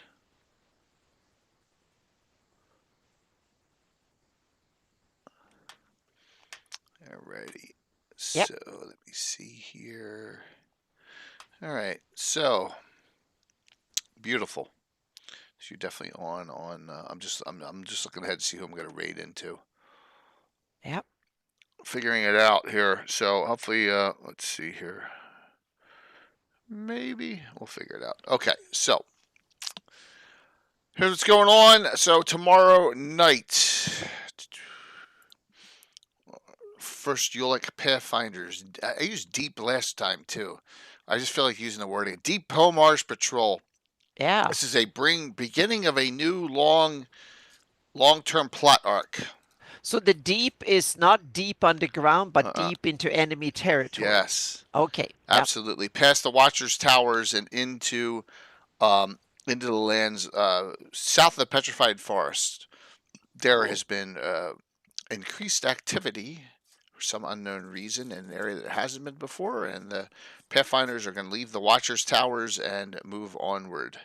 So, yes, they did. Into the Pomars, there are Order of Eula keeps in the Pomars. Tux laughed. Here, let me check. Yes, there have been for a long time. Hold on. As I just showed here. The two Watchers Towers are right there. South of Strandkeep Castle, which is in ruins, and we've been there multiple times. You know, that's a spot in the Gourd books. I actually have it on. It's the ruin keep I use for Mike Disney's place as well. So we're talking about out in this area out here, and here's the Petrified Twisted Forest is here, right? So yep, in this area there's things going on. So yep, these were placed out there. We had it's got to be 5 years ago. Maybe 6. We did a series of adventures, battles, attack on the Watcher's Towers. It was pretty cool. So, yep. All right. So that is, and here's some pictures. I'll post these, but yes. So some pictures of it. It's just a one-shotter because next week's the Undead Tumult beginning. We'll talk about that in a second. So yeah, just some. There we go. Okay. That'll be tomorrow night. So then after that, no Saturday stream this week. I've done a lot of Saturdays, but none this week. But Frank Mincer is on Sunday nights. Finally, we got Frank on Sunday night, 7:00. All right, a normal gabbin. I don't have a banner, but Monday night will be the. And I got to get with everyone on Monday night. Will be the prelude for the fundraiser event, which is Undead Tumult 7th annual fundraiser for St. Jude. Here's the first time I've shared the schedule with everyone. We'll just go through it real quick. All the streams participating, but I kick it off Thursday night with my guys at 7. And I guarantee you, you'll all laugh your asses off on this one. Because I'm going to do it. I'm going to spoof myself on the 7 o'clock one. Yeah, and it'll be fun. And then Folk and Myth will do something Thursday night afterwards. All right, so there'll be a little crossover. There's going to be a crossover between a lot of streams. Saturday morning, Phantom NJ's on at 9, Orgaskull's on at 10, Troller Games is on at 2. And I still don't have a stream for Friday night, which is a prime spot. So I put a word out, and I got a lot of people who can't do conflicts and all. It's just a mess. We'll figure this out. Rob has volunteered, but I'd rather have someone else fill that gap, because Rob's already got 2 he's doing. So Saturday morning, Tim's on, right? The Ever Mysterious Tim at 8. Marquee Gaming's first time as well at 12. Darling at 3. My main event at 6. It's got Eric Mona, Darling, Bones, Tony Winslow Brill, Asher Liar, and Coco in that one. And Gary Julian helped me with the idea on that undead one. And then Sunday, Phantom NJ at 10, Stronghold at 2, Guild Spirit 3, and then the Gavin Rappert show at 7. So 4 days of fundraising for St. Jude. Yep. So there you go. And that is what is going on. So let's do the giveaways. Always need, we need live streamers who have a certain, that's a Friday night slot. I got to have someone who at least has got like a 15 viewer average, 10, 15. Because we got to have, that's a huge night. And Carlos can't do it, and I understand extremely why. But I had a lot of others that kind of bailed last second, but it is what it is. Oh, you want to go to GaryCon? Well, you should go to GaryCon. GaryCon is awesome. All right. Here we go. Let's see who wins the giveaway. Let's call exclamation point drawing. All right. And then let me see what we're going to get this rolling. Someday, GaryCon, get Mild and you would be great, man. It'd be fun having you there. All right. All right. Here we go. Winner tonight. So if you already have those 2, I will alternate them out for you, of course. Closing it out. Winner tonight, Grave Mistake. I think you already have it. Oh, cool. Sure, Grave is on, but we can always get you something else. You're on, I see, which is great. So, yeah, no problem. Get back to that. All right, Grave, just whisper me some ideas here if you have these both, the Gazetteer and the Treasures. I still have a Marklands. I still have a, I think I do have a Scarlet Brotherhood. I have a Tomb of Horrors green cover. I have N1. I have S4. So I got a fair amount of stuff here still. All right. GREYHAWK Adventure Begins. All sorts of stuff. So we'll get with me and we'll work it out. All right. So, just whisper me on Discord, and, if it doesn't go out tomorrow, it'll go out the next day. It's no big deal. So, of course. Thank you. It's a of course, we try. We try. Yeah, we try. Yep. Yeah, absolutely. And we'll see you tomorrow, 7:30. And I'll say that here's one. There is. Well, I don't want to give anything away, but there. Yeah, we're starting a new plot arc. It's kind of interesting in the Pomarge area, for the on the border between the Pomarge and the. We're trying to do more long-term plot arcs with less groups this year. So you may see some groups be mothballed just for 2025, just because I don't know about how long I'll be out with my hip replacements and all. So we're going to try and go more plot arc based this year than over running a group based. All right. So all right, let's. Thank you, Sudrak and Roger. Yep. Let me hit Thank the you right so button much. here. Yeah. All right, and we'll see you all tomorrow night, and everyone have a good one. Yep, that's it. Bye. 2 hip minimum. Yes. 2, yeah. 0 hips right now. That's awesome. Yep.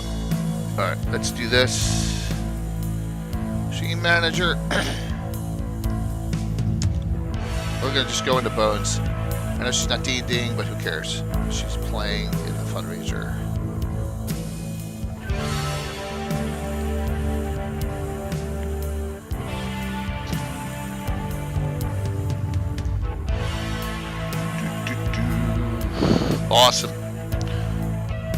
5, 4, 3, 2, 1. See you all tomorrow night. Have a good one.